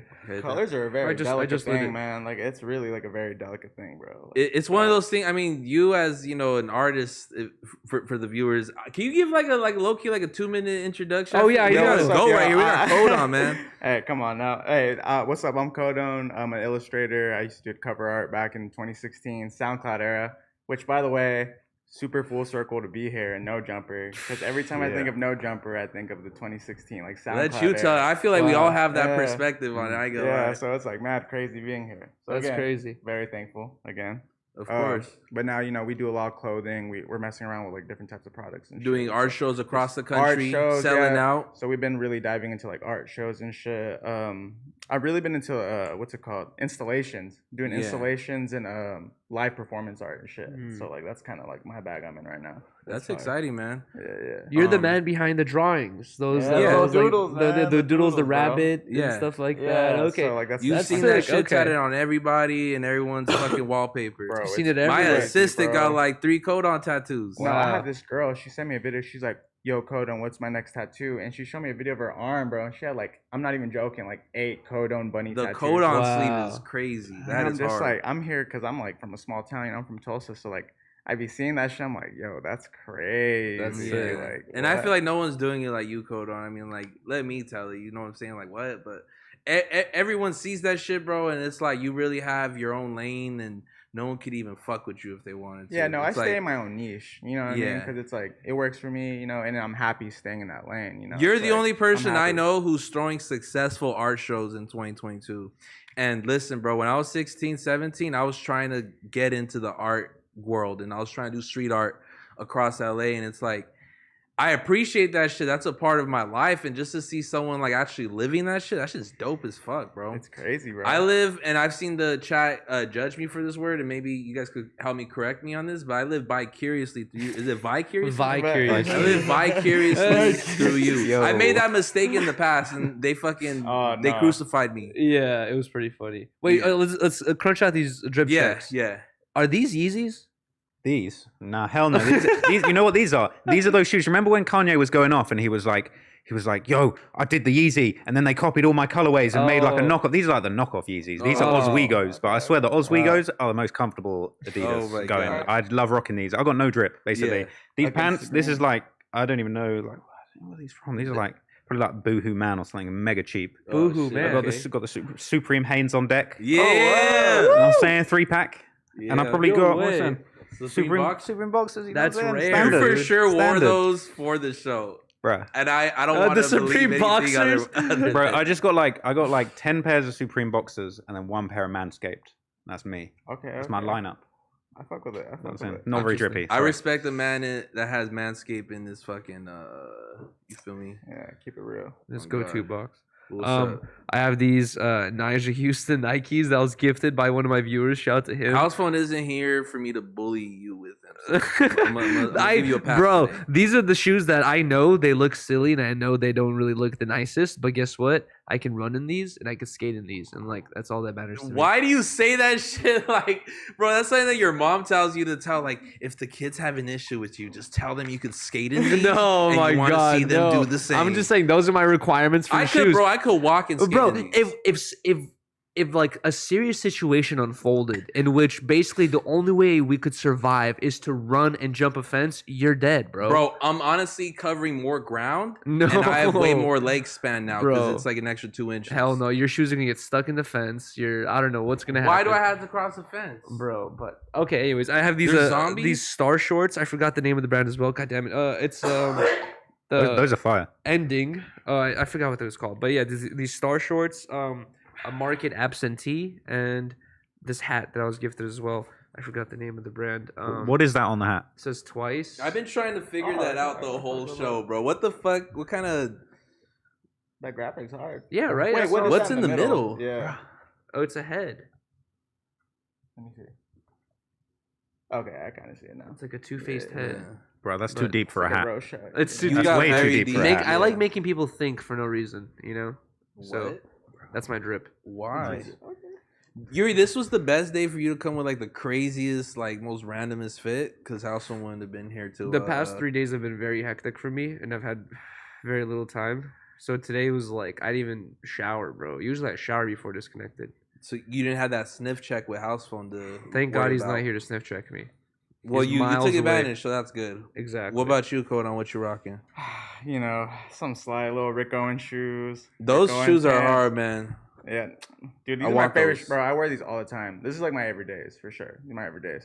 That's what's up. Little Rick Owens pants, little undercover tee. This is my favorite tee, by the way. It's my Yeah, favorite tee. I live in my own little world. I'm really happy. I can daydream all day. No cap. No That's cap. You feel me? Yeah. And then a little Balenciaga. You know what I mean? Yeah, You know? you're acting like it's slight, but It's it's slight, honestly it's a lot slight. of might, It's slight. and it's kind of tight.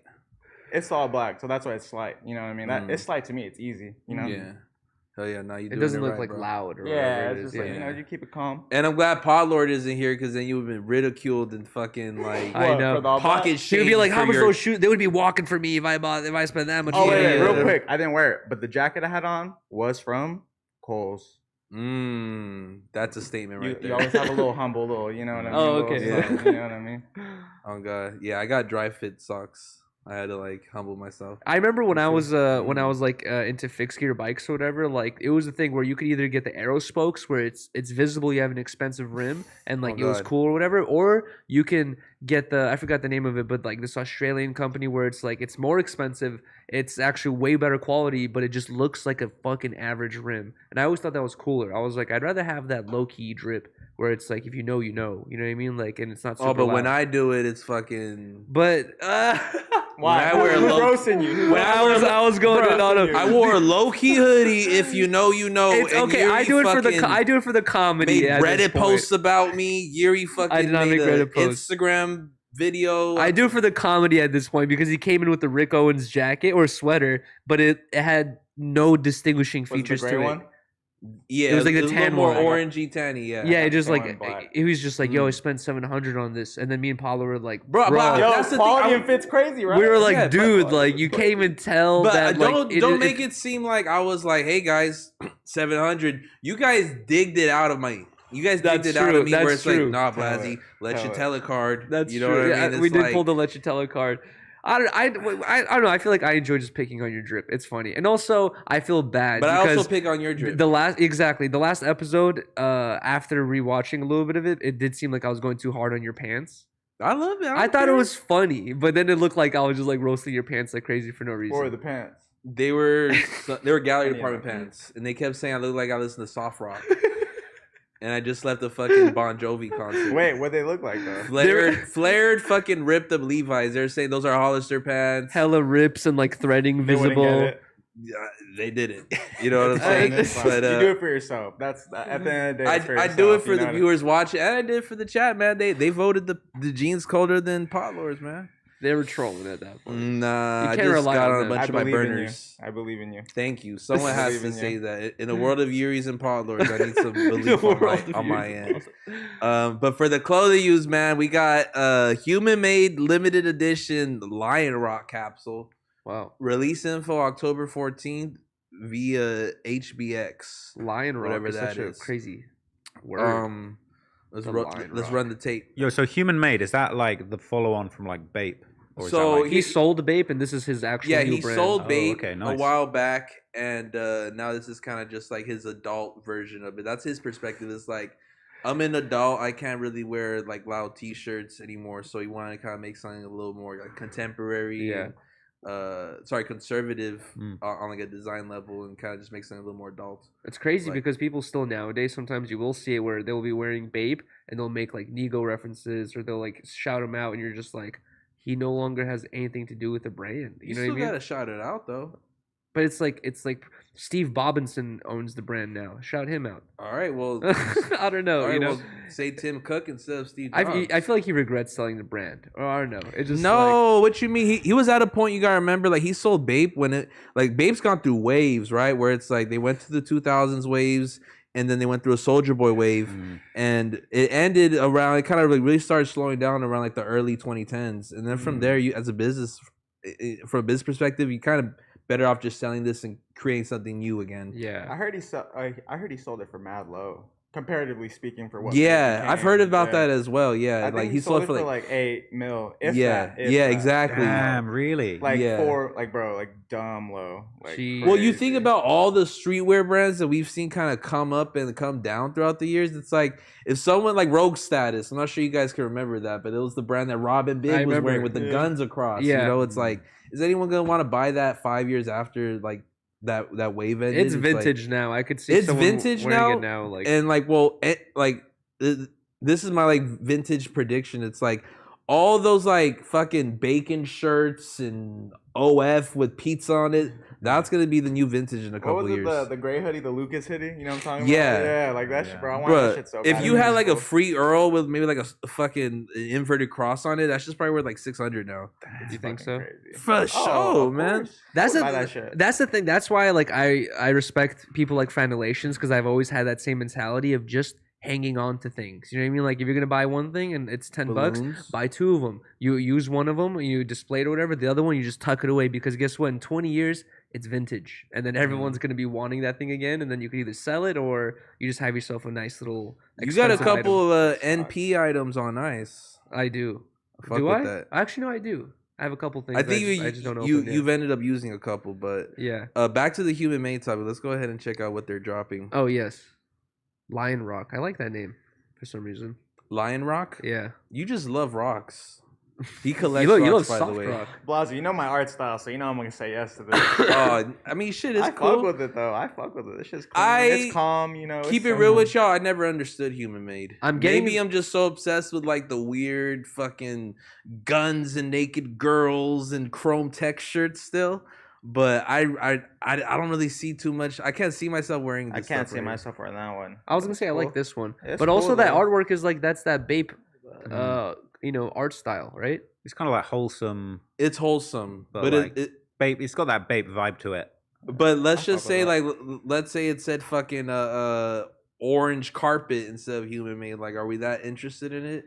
What is that? No, it's Oh, always, that's their packaging for the Is that like an ice cream? That's cone cool. Kind of thing? Like yeah, it looks like Now it. go back to the last shot. That's Gears the, for futuristic teenagers. I believe that's the packaging for this guy right here, which looks like either a bandana or maybe like a scarf kind of thing. Yeah, Yeah. a blanket maybe. Shit, nah, probably too small for a Looks like a blanket. churro I don't know holder. about the hat. Really, The hat- I like the hat. Yeah, No, I it's- don't know. I don't know about the color. Like me Mm. personally, I just don't. I don't know that color just on my. That's what got me. I don't like the know. color. I like the brown, little light brown color. It's cool. But I'm not a big human made. You see, okay, fan. now we're talking. Now we're talking.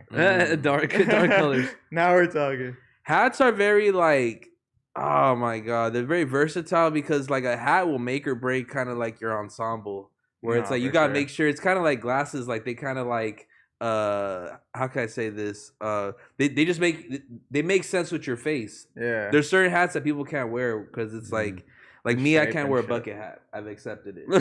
It just don't look right. I kind of feel that too. Didn't you have like a Capital bucket hat? Yeah, I had to sell it to Yeah. Hesh. I sold him my Prada bucket hat. I don't know. They were on your head about it or what? Nah, no one was on my head. This is my weird ass. Like, oh, this You're don't like, look nah. right. All right, that's fair. That's fair. Yeah, That was me with leather pants. I'm just like, oh no. Nah, I'm Maybe still- in 2017. I'm still in the leather pant wave, man. I be looking like Quavo some days. I fuck with this. I like the design of the cup. That's cool. I fuck with that. That's cool. When are we gonna get the harmonious? I know we need to do that. 10 talk. Can I pull up this? You always like bail on me. You said I'm gonna pull up this Sunday, and then guess what? Sunday came up, and Riley and I were like, "Hey, why has he never hit us up, huh? Oh yeah. Oh, I guess he's not coming." I was probably showered up, ready, just waiting hell for my phone to confirm. Just sitting by your bedside, waiting for me Yeah. to text you. Okay, we got no, but I'm definitely pulling up this Sunday. All right, I'm down. Let you tell it. I'm down. All right, Hectic Universe, the first official drop, man. Shout out to my good people over there at Hectic Universe. Let's go ahead and Never see heard what of them they are before. dropping. Yeah, I mean, these are your people. They're it's some people. Let's just leave it at that. Ah, okay. Yeah, man. Shout out to my good people at Hectic. They're Yo, people I I collabed need those with shorts, on the though. Chapo Mi Narco and Nigo My Migo. The shorts are fire. No, The I shorts are need super the duper fire, shorts. man. And I also like how like the detail of the shirt is like it's just like I don't know, it's super That's spray. hard. Also, this is a Sandbox designer right here modeling this drop, man. Shout out to Facts. Shout out to Nathan Nate. right there. That shirt is super sick. I really like that yeah. A shirt. fan of the Harmonious channel, I must. Yeah, add. huge He- shout out to Nate. I will walk into the office and he just has you on the big screen, fucking smoking your 30th spliff. Bro, huge shout out to Nate. And that last design, shirt design, remind me of that old like Santa Cruz board design with the flaming head and his hair. You know, Yeah. burns into the sun or whatever it is. Kind of That shit's hard. Yeah, That that's just shit's super hard. I duper fuck with hard. that green font. Hell yeah. Was it say live Live Hectic? hectic? No, that shit's hard. That's- Wait, are the sleeves attached to the tee? No. No, No, Well, unfortunately, they but snap. They that would style be a that. dope They ad style right that, there, though. yeah. No, they went crazy. They went Oh, crazy. God. I'm fucking with that. Oh, that That's shit's hard fire. too. Yeah, I That really shit's like hard. that artwork. Me personally, if I were to do it, I would have spelled my brand name with the hair. No, I like it like this because looks good, it adds honestly, the how it mystery. It is. adds people are gonna be asking you what, feels what, But But you what could is that you word? could have been you could have been mysterious and had like the text in there. I don't know. I'm lean more towards the side of like I like getting shirts that don't have words on them, you know, and I Oh. like that one for that reason. Look, Yuri, it's Beans, your dog. No, no Nah, way. these shorts are cool though. Is that real denim No, or I like fuck fake with that. denim? I don't know. It's kind of hard to tell. Hopefully, it's real. That shit's hard. We I'm need fucking with a that. denim check for sure. Yeah, facts. No, it looks fire. But shout out to Hectic That shit's Universe. hard. Yeah, Oh, it's just just there's like more beanie. to it. Yeah, it doesn't. It kind of look like it's like fake blurry. Is that the idea? I don't know. Like he almost has like a soft touch to the face. It's like pixelated. Yeah, Then again, it stretches though, so it's like Mm. you know, can you really? yeah, exactly. exactly. No, I fuck with that. Every piece was fire. Shout out to That shit's Live hard. Hectic. That green one? Yeah, I'm Hectic gonna need Universe, man. Hectic Universe. There you go. Common collaborators and That beanie's you know, fire too. good That shit's people. hard. That shit's hard. Hell yeah. The drop. When was the drop? They said like this week or something like that. Oh, September 30th. That is tomorrow, guys. Yes, tomorrow's the drop. Tomorrow is the drop. So Damn. be there, be aware, and be prepared.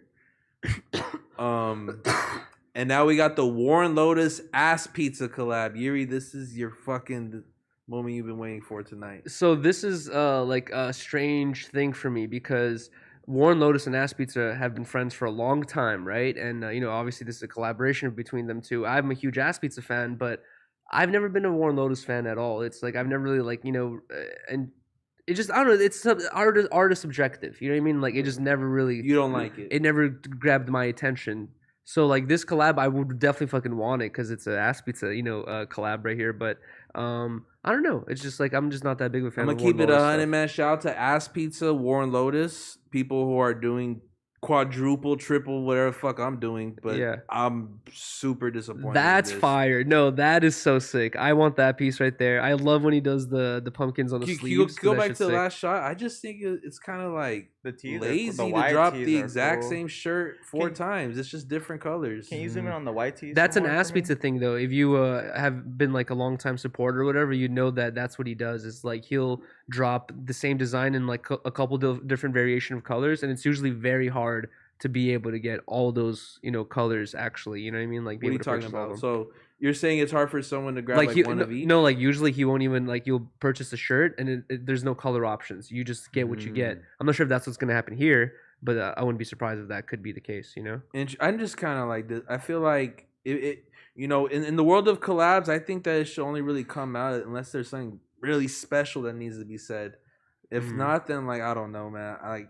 But this is kind of cool though. I fuck with this like how one you heavy. said, like I do like this piece, but like I don't know, man. But shout out to them. Like I said, they're artists. They're beyond great at what they do. But this was kind of disappointing. I did want the Warren Loto shoes though. I like the white tees. I'm not really. I fuck with the white tees. I don't know. Maybe I just don't get it. So you said this is more about the lore, right? Like if you're an Ass Pizza fan, like for me at least, you know what I mean. Like that's why I would see myself getting it. It just like. But also, like I feel like their fan bases and like their whoever supports them, they overlap one another. So it's like a lot of the people are gonna already know about this collab, and everyone's gonna be down. The hat's cool though. I fuck with the hat. Yeah, that's exactly. Nice hat. The hat's kind of hard. I ain't gonna lie. Yeah, that's cool. Is it embroidered? Yeah, what do you think about the silhouette of the hat though? I like it. Yeah, that's cool. Yeah, it got a good crown to it. That's what you say. No, I fuck with it. Got like a boxy top. 10 out of 10 collab. Really? Yes. Straight up, 10 out of 10? I would say so. Okay. Yo, I'm just gonna dip to the bathroom real quick. Go for it, man. I'm gonna hold off on the music topic in the meantime. But beyond that, I want to ask y'all though, like, what have you guys been listening to lately? Me personally, R3 the Chili Man's been on solid repeat. R3 the Chili Man. He is fucking hard, man. I might be a little bit late to the party. Hesh, let it be Hesh. He's always showing me like the newest fucking artist, the flavor of the month. But like he tried to show me this shit like 4 months ago. I was like, okay, this is cool. And then like last couple of weeks, I'm like, nah, this is fucking hard, man. So shout out to R3 the Chili Man. His whole I just go on shuffle on his whole fucking artist page. And lately I've been listening to a lot of Rilo leaked and like unreleased. I love Rilo Rodriguez, man. Shit. He is so fucking hard. And it's a shame that, like, in my opinion, I feel like he's getting like shelved right now. And he's you think so? He's like in the middle of this whole beef that's going on right now. But shout out to Rilo Rodriguez and R3 the Chili Man. As for my music thing, it's like I feel like I'm not in this exploration version of my music taste right now, where I'm not really looking for a lot of new stuff to get into. I'm more just going back to stuff I already enjoyed. And recently, I've been going back to a lot of Key Glock and Young Dolph. Really, been really fucking with that shit.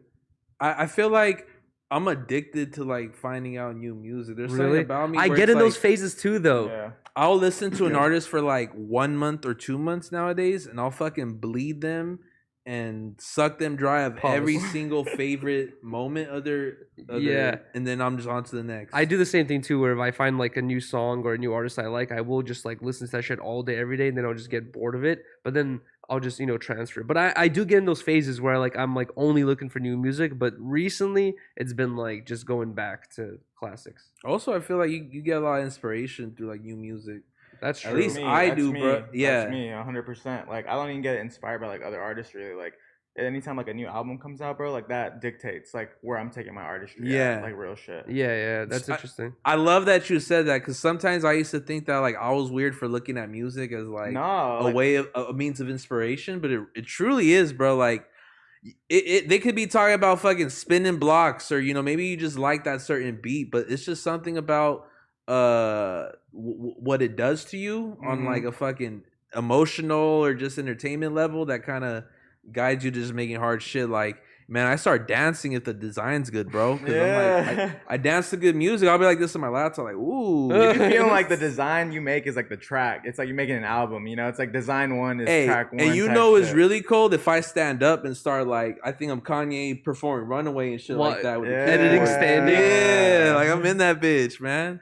But I still use music as a means for inspiration. Like, and the new Lucky album's pretty good too. I didn't check that out yet. Right now, that and Glock 40 Spaz. That's all I'm listening to. Really? Right, just that and Glock 40. You saw Drake post them? Yes, bro. I saw that. It's like shit like that inspires me, bro. Because it's like, you know, it's a good feeling seeing like a creative that you follow for a minute and like see them get their flowers and shit. Like, you know what I mean? So I'm just like, do you think that Drake's been unlucky, or do you think that he just found out? I slick feel like he's been peeping, but like he was waiting for his little moment. You know what I mean? Just to be like, all right, but you know, let me throw you a little flower right here. Yeah, you it took the Aubrey bar. Yeah, he was like, all right, this is what I need right here. You know, let me give you a little flower too. That's great advice to any artist who has like a mid-size, like a, I don't mean mid in quality, but like a mid-size like audience where it's like you're doing shit, you want to take it to the next level. Maybe drop a Drake bar.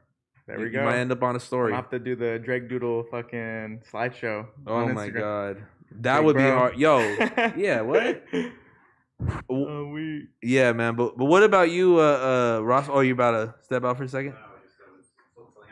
Oh, I wanted to ask you, like, what are you listening to lately? Like, someone who covers a lot of hip hop. Like, is there something you like? Is there not necessarily like your favorite artist, but like, what have you been listening to like the last couple of weeks? Man, it's funny because I'm just seeing some of this stuff. I didn't even know some of this stuff was dropping, and I'm hyped. But, look at my playlist right now. Man, I go through a bit of a thing where if I'm covering a story, I'll just go crazy on that artist's music. So at the moment, I'm just finishing up a Mo3 story. So I've just been listening to hella Dallas music, Yella Beezy, Mo3, Trap Boy Freddy. Not necessarily the stuff that's like in the mainstream right now. Some of it's a bit older. Some of the street music. Yeah, but like, man, what have I been listening to personally? Damn, I always draw a blank. But like, stuff that's like released recently. I mean, look, he's not everyone's favorite. I thought DaBaby's new album was fire.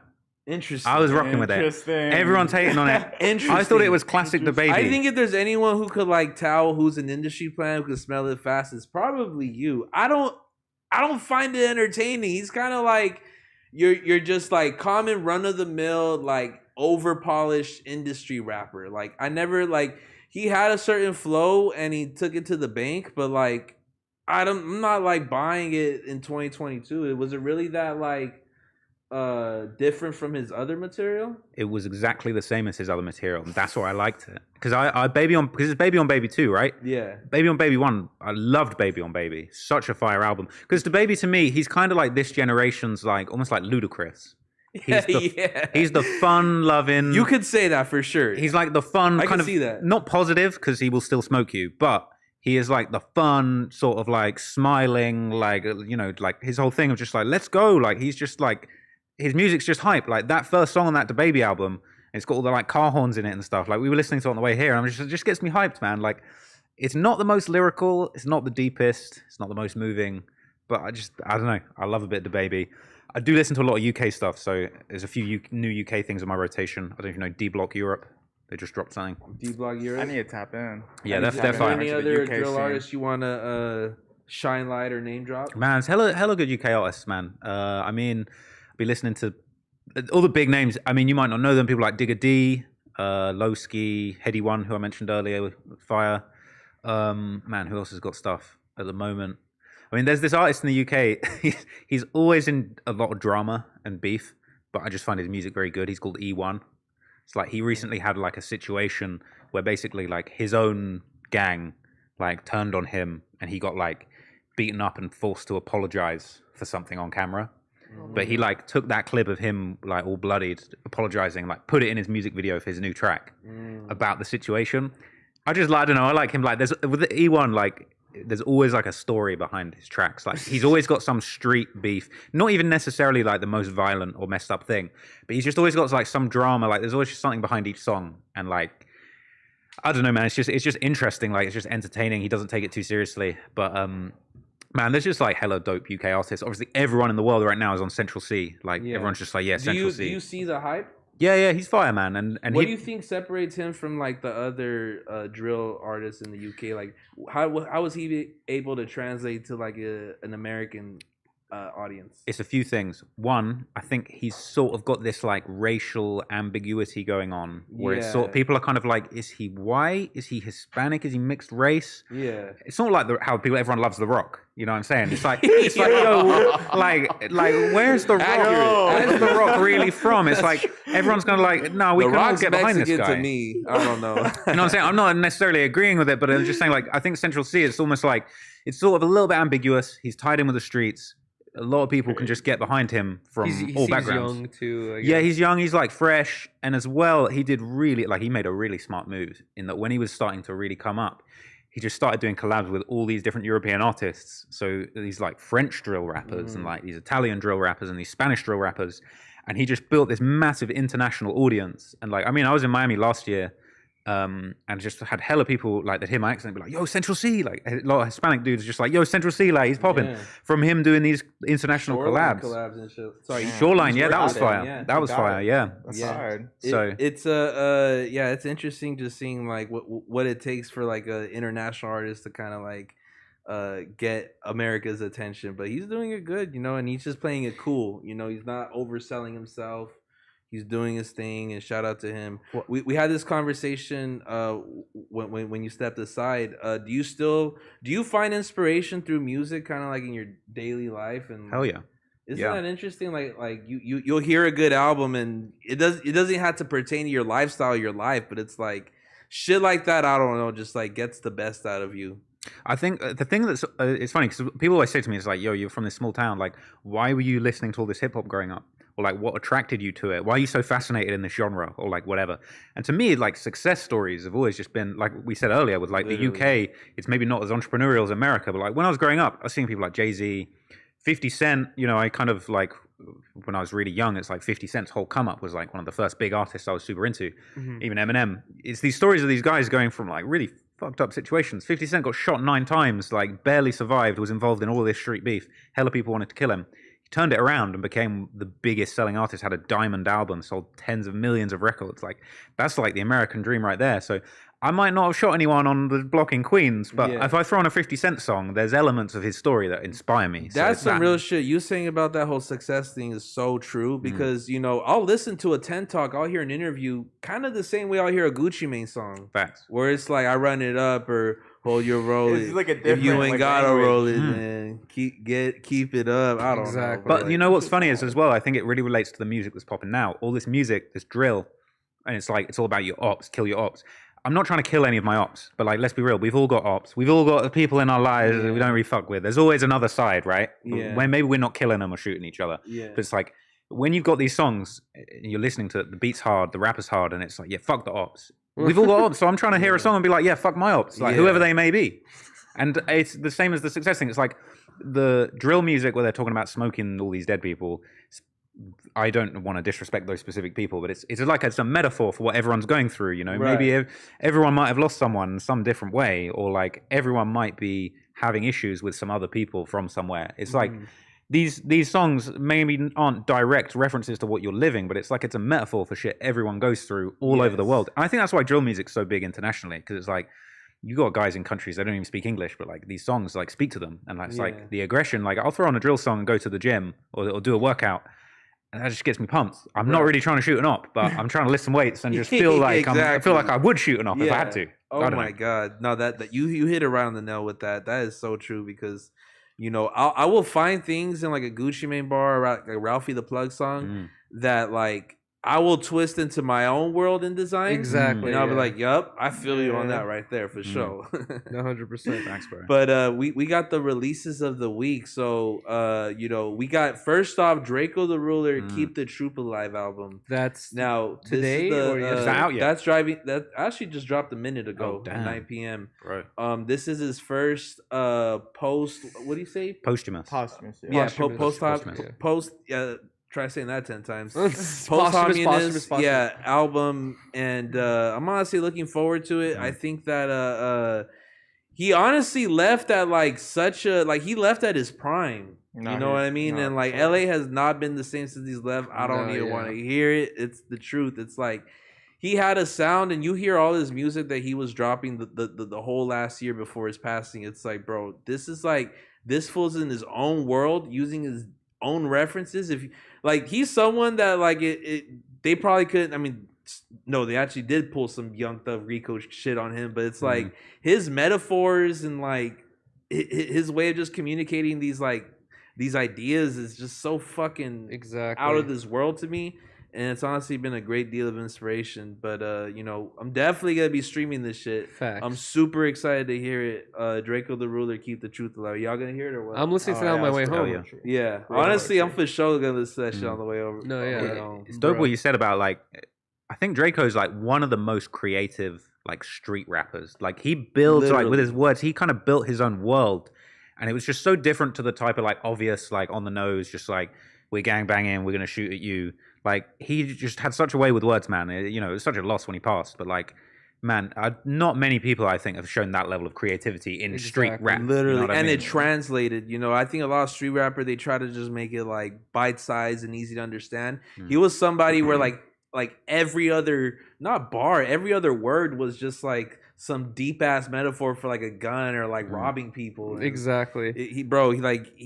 He started a lot of trends and just like a lot of like verbiage out here, and it's just like it's crazy to see the fucking ecosystem. You know, Yeah, he made his He's own really little world, developed. bro. Like, Yeah. the creative's crazy. Like, to make your own lingo and shit. No, like, exactly. What? Like, it's harder than you think, honestly. it's And very hard. The way he Let like you tell says it is like it feels so natural. You know what I mean? Yeah. It's almost like second nature. And it makes you want to know, like, what does that word mean? Like, it makes you want to makes you want to ask what's flu Yeah, flag. exactly. You know, Yeah, like what the fuck? like, what's the case study? Like, Exactly. I need to know. Hell yeah. crazy. But Kid Cudi, Intergalactic. I'm gonna keep it real with y'all. Have no interest. I'm probably gonna block Kid Cudi on Spotify. If I could block an artist on Spotify, I am interested. Is it a set? My bad. No, you're good. I might check it out. If I was doing mushrooms, I might for sure have to listen to it. But You would have to listen to Kid you Cudi on refuse. mushrooms. This is so annoying because I think it was Only way you could enjoy it. just earlier today, you said like you were listening to some other music, enjoyed the fuck out of it Playboy because Carti? you're on mushrooms. If you took mushrooms and listened to any of Kid Cudi's music, probably this album as well, you would be No. like, wow, I'm this not fits ready. so perfectly. No, I'm not ready to enter that weird stage of my life. You just don't want to admit it to yourself. that what Is I'm a this potential. a soundtrack to the new show he's doing? Hopefully, I didn't hear about a not, new show he's or doing. So He's doing that shit with Have you seen that? It's with Netflix. Oh yeah, It's the same name as this shit. Oh wow, Yeah, so that's why I'm like, you is might this be like right. a real album or is this just like The a soundtrack? soundtrack for the show? Yeah, 'Cause I just found out about him at a weird Cool. time. Like I knew he had dropped Day and Night on the Pursuit of Happiness, but at that time I was listening to fucking like ska and like metal and shit. I was into Wiz Khalifa and shit. Like, Right? up top, the camo cargo shorts, On God. high socks with the Chuck Taylors. Racking- That was yeah, me, on God, Taylor bro. gang, all the way to Cabin Fever. But bro, like I started figuring out. I started like checking in around 2013, 2014, which was a bad time in his career when like Speeding Bullet to Heaven dropped. That was my introduction. Like, oh, let me hear Kid Cudi. I heard he dropped an album recently. no. I heard that, and I'm like, this guy's ass. Garbage. Terrible. I feel like he still hasn't been recovered from getting hit by that bottle on stage the other week. You see that, and he's Bro, I like, "Throw played one more that thing, and I'm video. walking." Pow. As a Kid Cudi hater, I played that video like 10 times. And I'm sorry, Kid Cudi, because we might have a reason to work with in the future. But like, hopefully, I don't know. But Yo, you were I right. watched that This is a Netflix thing. soundtrack to his new series. So there does that make it less good? No, I don't know. That's even It's worse. just like I just feel like it's probably like a rollout. You know what I mean? Yeah. It's just like He just needed to get the songs done. He didn't really actually Yeah. work on these songs like I'm pretty creatively. sure like that. I don't could know. be wrong. I could be very wrong, but I'm pretty sure the same people that's animating his new show is the same people that did that Spider-Man animation. Oh, really? What's it called? Um, Into the yeah, Multiverse. yeah. yeah. That's expensive Interesting. animation right there. So I kind of have a reason to check it out just off some that. some good Yeah. producers Okay. in that studio. We got Freddie Gibbs just I is would- gonna drop an album called Soul. What? Soul. Try saying that 10 times. Soul separately. SSS. Frederick Gibbs. We'll just keep Yeah. it at that. Are you Triple y'all S. finna check this out? You know what? I personally I kind of checked out after Pinata. You know what I mean? Which might have been a little early. You know what I mean? Arguably, but it's just like I don't think I've heard a single Freddie Gibbs song in my life. it was definitely a little bit like there would have been more context and more of a bigger reason for me like to push you to check him out a couple of years back. But yeah, I feel you. I feel like he's got a few good songs, like Freddie Gibbs. Like I'll check that out, but like I might not enjoy that. But I know academics will not be checking that out. Probably not. Yeah. I fuck with him. I'm gonna check it out. Are you waiting for like your academic arc where you're just beefing with like some of these rappers? No, I don't want to beef. This is the thing. I don't want to beef with anyone, man. I said this on when me and Adam did the Zoom interview years ago. Just like if any rapper has an issue with me, I'm apologizing. Yeah. I'm straight up like, pull up on me. I'm sorry. I'm sorry for everything I said, everything I didn't say. Correct me if I'm wrong, but I think Academics really had like a change of like aggression when he started seeing 6ix9ine kind of go against the grain with after he got locked up and shit like that. He saw how he was able to take the narrative and just say fuck that shit. And Academics kind of just followed suit around that same time. Yeah, and I think that he just took his lover's steps or whatever. Is that seriously that many tapes that are dropping tonight? Damn. Oh, hell What's no. everybody's Tonight, problem, like right bruh? now? Finna be here all night. There's some good names though. There's some good stuff. Yeah, Tory Lane. Sorry for what? That is a crazy title. I know, especially after what Wow. happened, right? With What was- Augustine or whatever his name is. Yeah, Sorry for what? yeah. I think the only Tory Lanez tape I really checked out was the one that he dropped right after the whole Meg situation, and it was fucking fire. Yeah, it slapped. It slapped, bro. It I'm was not- like a crazy storytelling, and like it just sounded like if Drake shot somebody. I'm not gonna lie. made an album There's about it. many Tory Lane songs that I've like just randomly put on, and I've almost every time I've enjoyed it. You know what I mean? Like I'm not a Tory Lanez fan, but he makes good music. I'm not gonna lie. You know, Yeah. so we probably will end up checking it out. You don't really agree on like what he does outside of music? Or What does he do kinda, outside of music? Shoot women? No, that's Allegedly. that- Allegedly. Well, honestly, And Allegedly. beats up women. I mean, I think a all the more stuff fair he- thing to say that he does outside of music is get accused of false crimes. Speak on that. All right, we got Roddy Ricch. Stop breathing, man. Yo. That's Kanye. I mean, that's Playboy Cardi. What's going on? I know, right? Is a mixtape? Not the song. Yeah. I think if it's an album, they'll detail it. But if it's like kind of like a single or Oh, some okay. shit, Wait, so Roddy's not dropping?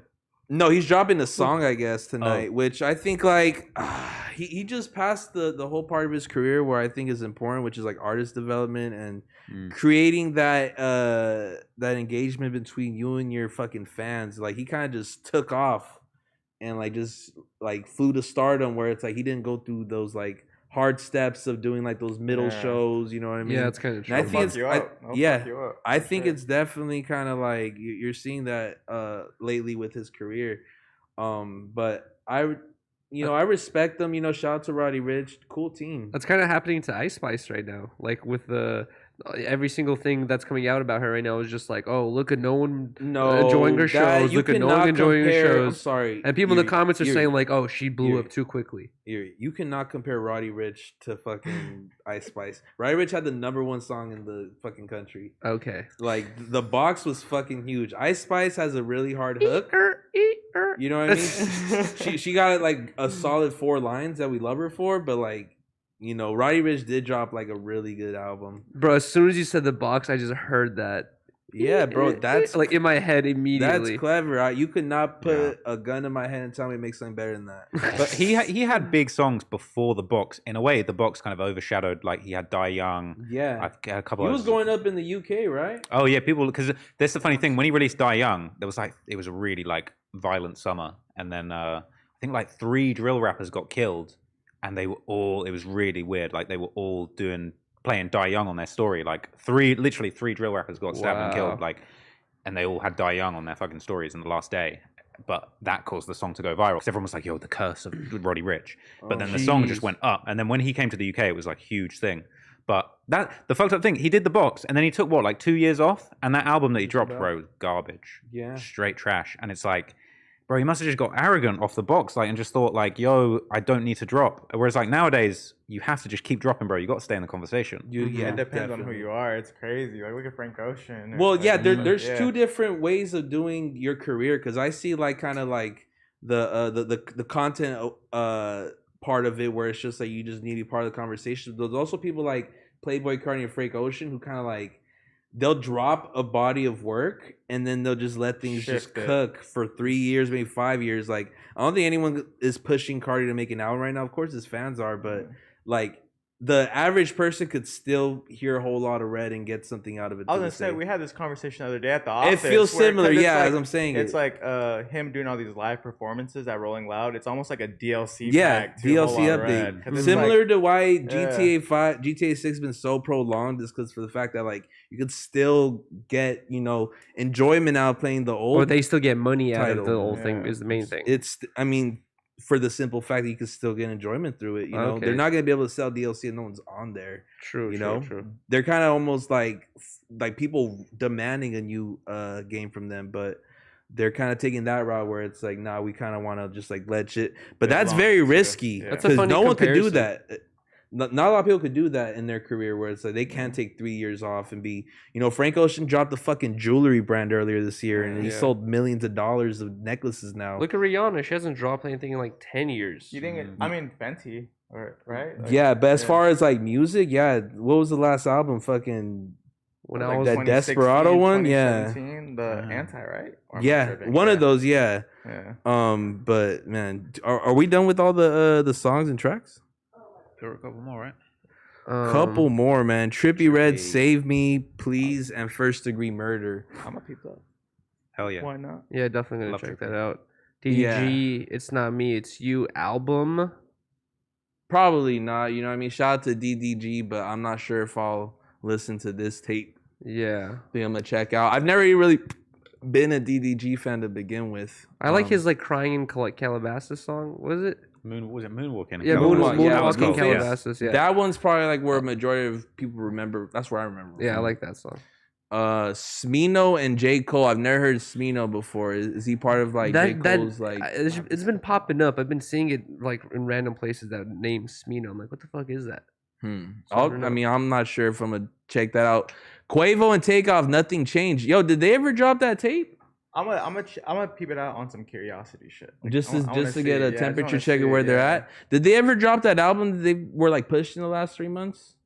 Was it just single? Like, was it just single? You know what? I think there was an album in mind, but they realized the fucking reactions were lukewarm, and now they're kind of like, fuck, what do we do? Because the Migos are like in a high and dry situation where they're like, fuck, you know what I mean? We're kind of like, we're all the way up here and people are expecting us to keep reaching, but it's like they kind of did dominate, you know, for a large amount of time. A long time. When I was in high school, that's all everyone ever fucking listened to. Actually, when I just got out of high school, but it was like, yeah, everyone was just fucking loving the Migos. So from 2013 to 2018, I think that it's safe to say that they reigned supreme. No, you know 100%. I mean? There was other players. There was Thug. There was Travis Scott. But like Migos, yeah. Like I don't think that there's ever been like a stronger group in like hip hop history. Do you feel like as an artist, you just got to be like, that was it. That was my heyday. Like, am I just gonna ride this out to the end? Like, are you better off just not releasing music and just enjoying your jewelry and wealth, or are you better off continuing to like release music because you're an artist, you like to release music, but then actually accept the fact that you're gonna get less and less and less? It depends like what you're doing it for. Like if there's money, I think at that age or at that point in someone's career, they should have already had like business set up so they don't have to rely on music to kind of make money. You call that financially fragile. Yeah. But I think that it really depends what you're doing it for. If you're doing it for the art, like I don't think that they're so concerned. Like, I think you got to accept that, like, everyone here has experienced it. You know what I mean? There's waves of love, and then, you just got to keep proving it. You know what I'm saying? But, like, you got to accept the lifeline of a creative, though. You know what I mean? You gotta, for sure. You got to understand that. But you also have people like Snoop Dogg where it's like they're fucking 50 years old, and he could drop an album, and he's probably going to be the only one that hears it. You know what I mean? But he's really doing it for himself. You got to take a closer look at it, but it's true. Denzel Curry, Melt My Eyes, See Your Future. Deluxe album? No. Yeah. The next one, I want to just skip straight to the next one because I'm excited for this. We got Limbus 3 from Uno. You're a Uno the Activist fan? Let me find out. Yeah, what the hell? Dumb, since when? I don't know, like 2016, 17, I guess, for a long ass time. When Riley and I first met, I was like playing hella Uno. Is that true? Just a bunch of fucking other artists, but I'm excited for this because he hasn't dropped anything in a minute. I never knew you were a Uno fan. That's so hard. I love Uno the Activist. Yeah, I fuck with Uno. He's super duper hard. He has hard shit. He has hard shit. I feel like if you listen to Lucky, you're gonna fall into Uno. Yeah, Uno music as well. I went on a couple tour dates with him and his fucking producer. Really? Like in 2017. Wow. I went to a show with them in Santa Barbara, and they fucking Santa Cruz, and they had that bitch fucking shut down. They have like a low key like a cult following. They do. He still does. Well, like him and like I don't know, just like that underground part of SoundCloud that like never really fully made it to the Juice WRLD plight. Like individuals like Uno the Activist and D Savage, they're people that have their cult audience, and these motherfuckers are gonna sell. They're like waiting for they them to finna go be up, beloved bro. all the They're just time. trying to like just push them like to break that ceiling, bro. Yeah, Yeah. that's Crazy. true. You gotta But love it. You can't hate on it. I hear he has like a huge foreign fucking audience, like people really? in the fucking in Europe just really fuck with him like that. But I'll for sure check that out. Big 30, Last Man Standing. I'll definitely check that out. Hell yeah. I'm checking that. I just fuck with like all the shit that's coming out of Memphis last like 6 years, bro. I feel like I heard it. I just heard pieces of it in Dolph in like 2014, 2015. Like, bro, like this sound is hard. And then you just slowly but surely from like 2015 to 2022, it's like all these artists are starting to get their flowers and they're all hard. They just pronounce words a little bit different than like the rest of America. Like they say music like music. Music. If you ever hear any Memphis rapper do an interview, they say music. I fuck with it. Yeah, I Yeah. rock that. It's bro. We need to free Pooh Shiesty, man. Yeah. Bro, we need to get him back. Big Yeah. 30, I'll take Big 30 for now. Yeah, Like, exactly. Some Shiesty, bro. There might be a couple Shiesty verses on there, maybe. Yeah, for sure. Also, I just want to give Pooh Shiesty his flowers. I think he's the only rapper in like that I could think of that made a whole fucking product be like fucking named by him at this point. Yeah, you know what I Did mean? he Like, ever? Did he ever drop like any like custom like mask? or yeah, I anything? He did, think his team Okay, kind of like great. picked it up. Like they're like, okay, he might have been the first rapper that like broke 1 million in the Pooh Shiesty mask. Damn, it's her. Yeah, I Damn, think we you're need right, a bro. nothing I'm over here- personal. yeah. Yeah, we need a nothing personal Pooh Shiesty club, man. We'll Hey, Pooh, hit me up, bro. Pooh. DM me. Hey, Yeah, he's gonna been send waiting you a a few years for kite. that. Yo, Pooh Shice. 24K Golden, my best friend on earth. Yeah, we're gonna peep that. I want to peep that. Mistakes, man. Go ahead and check that tape out. Oh God. He's tapped in. I fuck with him. He's tapped in. for He's sure. tapped He's in, up. bro. And I ain't gonna lie, I was going through because I never contacted him. I never gave him a free shirt. I've only DM'd him like once. Mhm. And I checked the conversation, bro. And like apparently in 2019, he hit me up saying like, "Yo, what?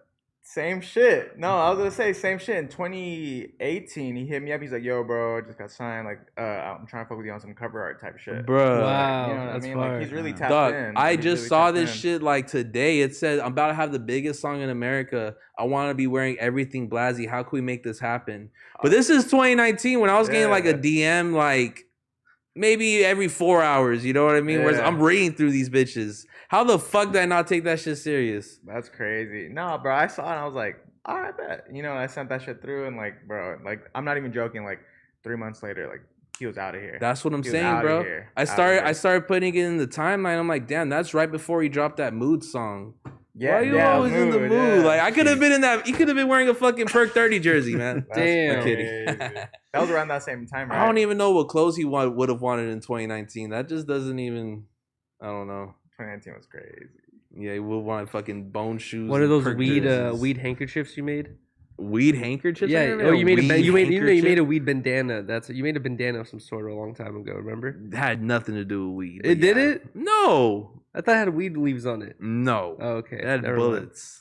Bullets. Wait, is that when Yeah. you did you say the bone shoes? Yeah, that was a while No, back. Do yeah. you feel like Amiri kind of stole that drip from you? You know what? I did this shit before Amiri. Right, Y'all that's could what I go was ahead and thinking. check the timeline. You feel me? And that's why, like, I'm so like jaded to just people biting. It's like, okay, that's cool. I got 100 more ideas. Like, Mhm. do your thing. But like, I made those bitches a long time ago, and I was gonna drop my another pair, like just some mules I was making. You seen those North Face shoes, puffer? Yeah. Oh yeah. I was That's making sick. my own, but with the bones on there, and then I just see like 3 more people getting it added to the bones conversation. I'm like, man, y'all can have fun with that shit. I'm Wow, So over you it. gave really? up on it. You're like, fuck it. Yeah, I want anything That's to do with fair, that. though. That's fair. Just because it's like, yeah. you know, I can't beat Amiri with that because what they've been doing in the meantime, while I only dropped 1 or 2, they've dropped like 30 different versions of it. Yeah, but where it's they- still not fair. We should protest Amiri. Man, I don't give a fuck. No, I will stand in front of Amiri with a sign that says, kind of a "You waste stole of my time, friend's design." Because with that time, No. you could be designing some more shit, though. Yeah. Like, you know what I mean? And to keep it 100 though, when they first announced their shoes and I announced mine, my shit had way more, like tenfold comments Hmm. than what they had going on. But I'll like, sacrifice my time. I'll protest for you. if you want, yeah, DM them. Say like DM Mike Amiri right now and just no, is there DM an, him is saying, there an "L, Amiri please." store here in Los Angeles? It must be. Yeah, guys, egg the clothes. Damn, what if I like started like a smear campaign? You on say you Amiri? got a really powerful fan base / they're loyal and With they'll the do Amiri anything you store? ask. Tell them Don't do that. bring That's- eggs to the Amiri store. and ask ask them either for 100 bands for Blasey. If they don't respond, egg their store. Something similar happened with Pleasures in 2018, where they're still my biggest inspiration. Huge fan of what fucking Alec and Vlad create over there. Sorry, Alex, but they released Bone shoes. Probably they announced it a couple weeks from when I announced my shoes, right? Oh wow. And I already was kind of building my support system. Like people were already fucking with me. They were in Pleasure's comments saying Blasey did it first, and I felt embarrassed. I'm like, bro, I'm trying to work with these guys. Oh, you know what I mean? And they're over here commenting back. It's like I never wanted them to think that like I was sending out soldiers, like fucking stop this now. You know what I mean? But this time you are. No, but I am aware of my artillery, my artery. What do you say? My artery? Oh yeah, your artery is important. I'm aware of my ammunition in the sense that like I know if some shit ever pops where like I need to send a motherfucker to get their page reported and then ultimately deleted like that, I could do it. But like, with great power comes great responsibility. Facts, right? And like I got no reason to be that. Like you had to like fucking like kill a relative of mine or something like that. Well, I'm probably gonna do a little bit more than deleting your Instagram, but what if I'm like, guys, this fucking person just killed my mom, report his page. You're gonna turn him into leather pants. You're gonna be like, dude, I will process your skin. That is a hard ass bar. And I'll turn your ass to some leather pants. That's the new pack, bro. I know instead of smoking packs, it's like I'm gonna make you into a pair of pants. Yeah, that's how you drop the song. You know, maybe for the next line, huh? Yeah, dropping leather pants. Yeah, Reddit gonna get it. When's the next song coming out? When's the next song coming out? The next song is let Housephone tell it. I don't know. He has like, bro. Me and House, I say this like every day, but like me and him have like 10 songs. He's released one already. I don't want anyone to have the impression to think that like I have an idea of becoming a rapper. I have a full-time job. I love it. I'm too busy, but I be rapping on the side. Just how you go to the park to go play soccer, play basketball. You have no plans on being pro. You're just doing it for fun. That's how I'm a rap. You know, I'm just doing it for the free 3 hours I might have one night. You know. Yo, are you kind of scared that Housephone and Paul Lord, while they're out of town, they might find another Hispanic designer and Russian alcoholic to replace us? No, bro, we irreplaceable. Is that how you sing it? Yeah. I don't know. Come on, bro. Who the fuck they gonna replace you for? Fucking Zero from GTA San Andreas? Bro, you made that reference and the fucking Reddit went crazy. They were like, you said the word. They were like, oh, we said Reddit gonna get it already. Reddit gonna get it. But they were like, oh my god, like didn't even know this thing existed. But this looks like exactly like you. Thank you to all the bot accounts. Any white man with glasses looks like me apparently. I have translated onto the Reddit, man. You might see a couple of my fake accounts on there, but just kidding. Bro has the burners. Yo, I love the Reddit. Boys, KD. Oh god, I'm lurking in the Reddit. What if I'm making these posts? They're like, "Yo, Blasey's the GOAT," but it's like it just says Sally 124. You expose yourself, twin. Yeah, or do you guys think Yuri's a little too mean to Blasey? No, now you're trying to antagonize it. Okay, I can't wait till they flip on you. Oh, is Yuri mean to Blasey? I'm just gonna get like 200 fake accounts to vote yes, and then start a petition. You're gonna H3 yourself. You're gonna cultivate a fan base of like people who attack people, you know, and no one attacks people on my side, and then they will flip on you, and you will be H3. We are not some attackers, man. We some rackers. Oh, you feel me? Like none of my fans. You're an Andrew Tate, like cult, like leader now at this point. We're not disrespecting women. We all make money here. We're all millionaires. Everyone part of Hustlers University on like the sandbox end definitely has $1 million mindset and is a high value male or female. And how much would it cost for average person to join your sandbox? You know what? It's absolutely free right now. Oh, go ahead and swipe up. Join the fucking Harmonious Patreon, guys. Is there anything we should say before we wrap this up? I think this is the longest episode. I got one thing. Do my first live art performance. Really? Back home in Tulsa. Shout out my boy Gert. He's bringing me out to Gert Stock. You know what I mean? I'm just Gert Stock. Right now. Gert Stock, shout out that shit. So, I'm a little nervous to do it, but fuck it. It's the first step. When is it you want to let people know if for any people who are in the Ohio area where they could Oklahoma. Excuse, but October 1st, pull up. I'm doing some performance art. It's some never before seen shit coming for me. Real Really? experimental shit. You'll see. Wow. I swear I'm about to change the game for artists. I Damn. swear. I'm super I'm gonna excited. stand on that. You're not somebody who kind of just pops it like that. So I know it really holds some weight. I'm excited. This is like my experimental era I'm entering. So like this. Is I how feel love the about it. experimental arc. Fire. I'm here for I just it. had to say it real quick. Shout out my boy. Shout out all my boys back home. Let's go. Shout out to all the boys. I have to say it was a pleasure meeting you, dude. It was Bruh. super cool sitting down and talking to you because Pleasure. I've only seen you through a fucking thing or like a video or whatever it is. But Adam told us like a week or two ago he's like you're gonna have Trap Lil Ross in the future. Shout out to I Adam. didn't want to say anything about it. I didn't want to ruin. Yeah, the surprise. Adam, he alley-ooped that. He honestly, Yeah, I shout think out he to put Adam. me in a chat with Housephone one day. He's like, hey y'all, we're gonna have Trap Lord Ross pull up on like the last week of September. Cool. I'm like, what? Yeah. And Hell also, yeah. it was a pleasure to meet the man behind the drawings because I've seen your shit for a long time, and it's interesting to see the person who actually does the thing. You know, because I don't think I've ever seen a picture of you. No, yeah, I don't really be like. This is like my first time doing like any type of like interview. Oh, okay, Yeah, okay, that makes sense. I was low-key a little nervous, but Really? you know what I mean? Like, Then you realize yeah, just man. homies kicking It's it. just You know what I mean? It's just the boys being boys. am I right, Exactly. huh? Yeah, we're just fucking Yeah. chilling and talking. And Just stuff. don't hop on the Reddit. Oh my It's god. fine. But anyways, Is there any final words? Man, thank you for having me. It's been dope to meet all of you guys. Like, just like you said, man. I'll be watching all the No Jumper content I can, and it's just crazy to even just be here with you guys in the flesh. So appreciate that. Everyone, subscribe to Trap Lil Ross. I Please. apologize to all of my ops. New video on the way. Yeah, and we're sorry to any political comments that were made. oh yeah, I didn't mean any of it. It's all speculation and rumors. Swingers are fine. You can be good Rumors, presidents. rumors. Completely fine. If you swing and you tank the economy, that's totally fine Exactly. too, allegedly. Also, But if subscribe the British to Harmonious government Man wants as well. to sue somebody, I don't care. Oh my It's god. No Jumper. It's their platform, not me. Subscribe to Harmonious Man. I'm less than 100 subscribers away to 25K. Let's go. And at 25K, Riley and I will be handcuffed to one another for 24 hours. Oh, okay. That's dope. It'd be crazy. So That's both of you dope. guys are getting slapped with fishes? Oh, that'll be funny. Damn. Ooh. We gotta slap each other with fish. That'll be funny. Yeah. I got one more thing. What? Follow me on Instagram and Twitter at Codone. You already Oh know. God. Have Y'all to. better. You know, we're about to go crazy. And with while it. we at it, guys, While we I don't go really crazy.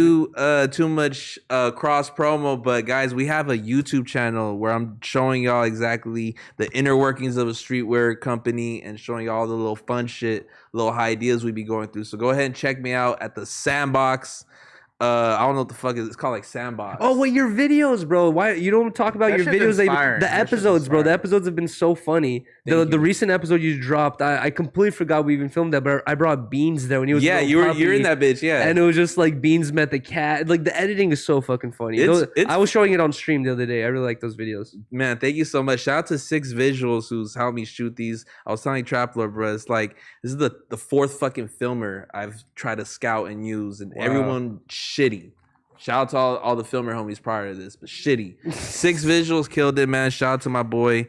We're gonna go crazy with the rest of it. So if y'all want to see that, go ahead and do it, and make sure to subscribe, y'all. We trying to get to 10K very soon. Let's go. Hell yeah, y'all. Well, right. we appreciate you guys. Kicking it with us for fucking 3.5 hours. We, Hell yeah. especially the viewers as well, man.